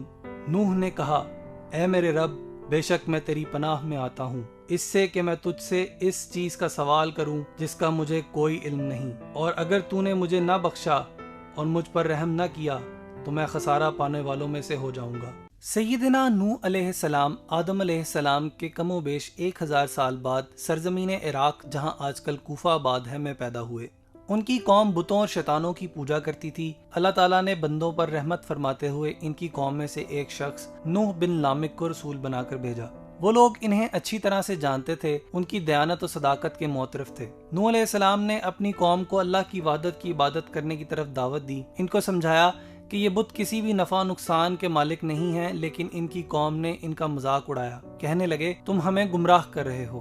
سیدنا نوح علیہ السلام نے ان سے کہا، میں تمہیں گمراہ نہیں کر رہا بلکہ تمہیں حق کی طرف بلا رہا ہوں۔ مجھے تمہاری طرف اللہ کا رسول بنا کر بھیجا گیا ہے۔ قوم کے بڑے لوگوں نے ان پر یہ الزام لگایا کہ تم اس بہانے سردار بننا چاہتے ہو۔ سیدنا نوح علیہ السلام اپنی قوم کو مسلسل توحید کی دعوت دیتے رہے، مگر فقیر اور مسکین لوگوں کی تھوڑی بہت تعداد ہی ان کے ساتھ اس دعوت کو قبول کرنے میں شریک ہو سکی۔ سیدنا نوح علیہ السلام اپنی قوم کو مسلسل توحید کی دعوت دیتے رہے، مگر فقیر اور مسکین لوگوں کی بہت تھوڑی تعداد ہی نے ان کی دعوت کو قبول کیا۔ کافروں کے سردار سیدنا نوح علیہ السلام سے کہنے لگے، ہم تم کو اپنے ہی جیسا ایک عام آدمی دیکھتے ہیں، ہم تمہیں جھوٹا سمجھتے ہیں، نیز ہم ان فقراء اور مساکین کے ساتھ نہیں بیٹھ سکتے، تم ان کو اپنے پاس سے ہٹا دو۔ سیدنا نوح علیہ السلام نے فرمایا، اگر میں ان لوگوں کو اپنے آپ سے دور کر دوں گا تو اللہ مجھ سے ناراض ہو جائے گا، کیونکہ انہی لوگوں کو اللہ تعالیٰ نے ہدایت سے سرفراز کیا ہے۔ سیدنا نوح علیہ السلام اپنی قوم کو 950 سال تک مسلسل صبح و شام اکیلے رب کی عبادت کرنے کی دعوت دیتے رہے اور ان سے کہا، میں تم سے اس کا کوئی بھی معاوضہ طلب نہیں کرتا، مگر ان کی قوم کی اکثریت نے ان کی دعوت کو قبول نہ کیا۔ اللہ تعالیٰ نے سیدنا نوح علیہ السلام کو وحی کی، آپ کی قوم میں سے مزید لوگ ایمان نہیں لائیں گے۔ جب وہ اپنی قوم سے مایوس ہو گئے تو انہوں نے اللہ تعالیٰ سے اپنی قوم کی نافرمانیوں کے بدلے ہلاکت کی دعا کر دی۔ اللہ تعالیٰ نے سیدنا نوح علیہ السلام کی دعا قبول فرمائی، انہیں اور ان کے ساتھیوں کو بھاری غم اور پریشانیوں کے بوجھ سے نجات دی۔ انہیں حکم دیا کہ وہ ایک بہت ہی بڑی کشتی بنائیں جو چاروں طرف سے بند ہو، جس میں پانی داخل نہ ہو سکتا ہو۔ جو لوگ ظالم ہیں ان کے بارے میں ہم سے کچھ مت کہنا، کیونکہ وہ غرق کیے جائیں گے۔ چنانچہ سیدنا نوح علیہ السلام نے اپنے ساتھیوں کی مدد سے کشتی بنانا شروع کی۔ کافر لوگ ان کے پاس سے گزرتے تو ان کا مذاق اڑاتے اور کہتے، نوح تم نے دعوت کا کام چھوڑ کر اب بڑھائی کا پیشہ اختیار کر لیا ہے۔ پھر کہتے، نوح ایک ایسی جگہ کشتی بنا رہا ہے جہاں نہ تو دریا ہے نہ سمندر، ایسے آدمی کو ہم پاگل ہی سمجھیں گے۔ کچھ کہنے لگے، نوح کیا اس مقام سے سمندر پھوٹے گا؟ پھر ان کی قوم کے کچھ سرکردہ لوگ کہنے لگے، اگر تم دعوت دینے سے باز نہ آئے تو پتھروں سے ہلاک کر دیے جاؤ گے۔ جاہل اور قدر ناشناس قوم نے خیر خواہی کے جواب میں دھمکیاں دیں اور مذاق اڑایا۔ اللہ تعالیٰ نے بذریعہ وحی نوح علیہ السلام کو تسلی دی اور کہا، جو لوگ آپ کا مذاق اڑا رہے ہیں کل یہی اپنے کیے پر نادم اور پریشان ہوں گے، ان کی خوشیاں غموں اور دکھوں میں تبدیل ہو جائیں گی۔ یہ قوم بڑی ہی بے وقوف تھی، کہنے لگی، ہم اپنے معبودوں ود، سوا، یاغوث، یعوق اور نصر کو ہرگز نہیں چھوڑیں گے۔ نوح علیہ السلام کی قوم کے یہی بت بعد میں عرب میں بھی پوجے گئے۔ انہوں نے نوح علیہ السلام کی ہر اچھی بات اور دلیل کا انکار کیا۔ اس دوران کشتی مکمل ہو گئی۔ اس کی 3 منزلیں تھیں۔ نچلے حصے میں جانوروں کے لیے جگہ تھی، درمیانے حصے میں انسانوں کے لیے، اور سب سے اوپر کی منزلوں میں پرندوں کو رکھا گیا۔ اللہ تعالیٰ نے سیدنا نوح علیہ السلام کی طرف وحی کی کہ وہ جلد ہی تمام کافروں کو ہلاک و برباد کر دے گا۔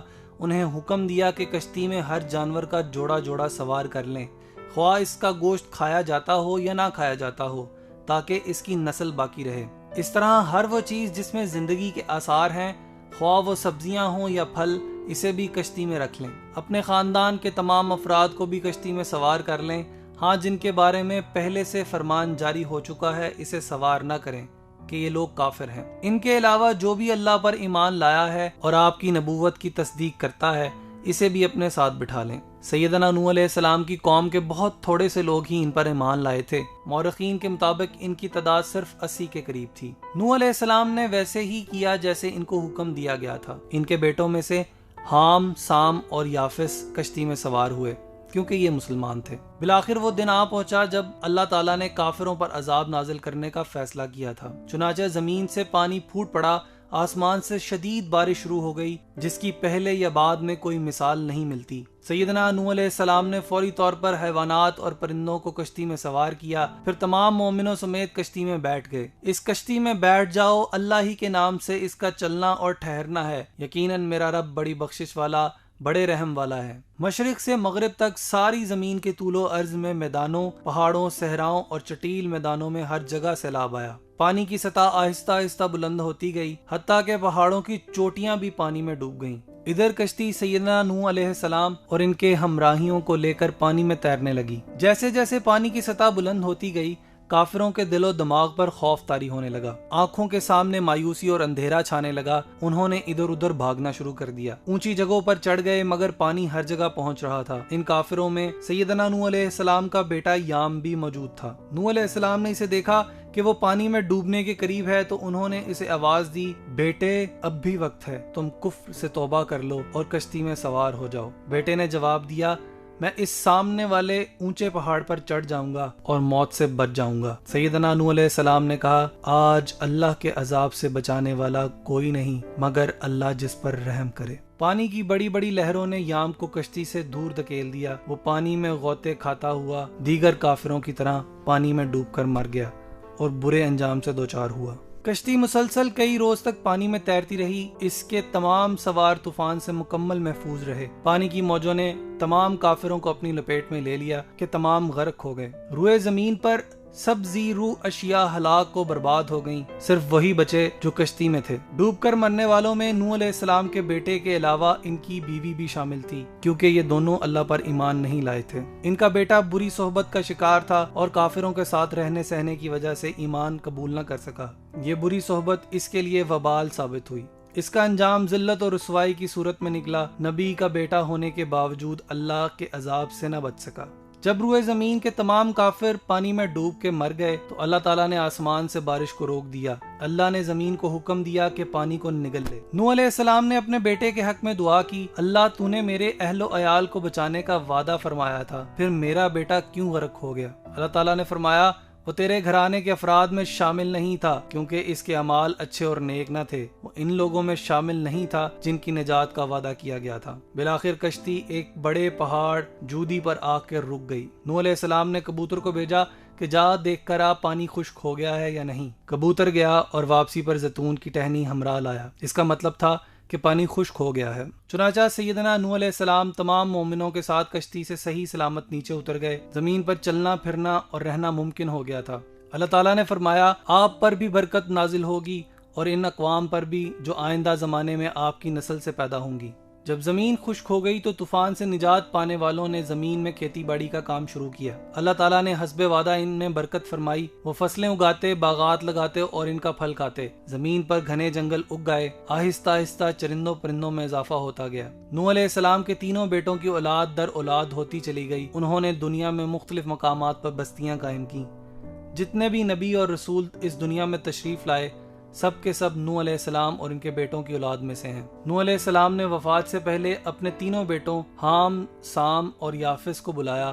ان کو وصیت کی کہ وہ اللہ تعالیٰ کی عبادت کرتے رہیں اور اس کے علاوہ کسی اور کو شریک نہ ٹھہرائیں، کیونکہ شرک سب سے بڑا گناہ ہے۔ اس کے علاوہ انہیں یہ بھی نصیحت کی کہ وہ کسی صورت میں تکبر اور فخر نہ کریں، اس لیے بھی کہ یہ بہت بڑا گناہ ہے۔ ربی انی اعوذ بک ان اسألک ما لیس لی بہ علم والا تغفر لی وترحمنی اکن من الخاسرین۔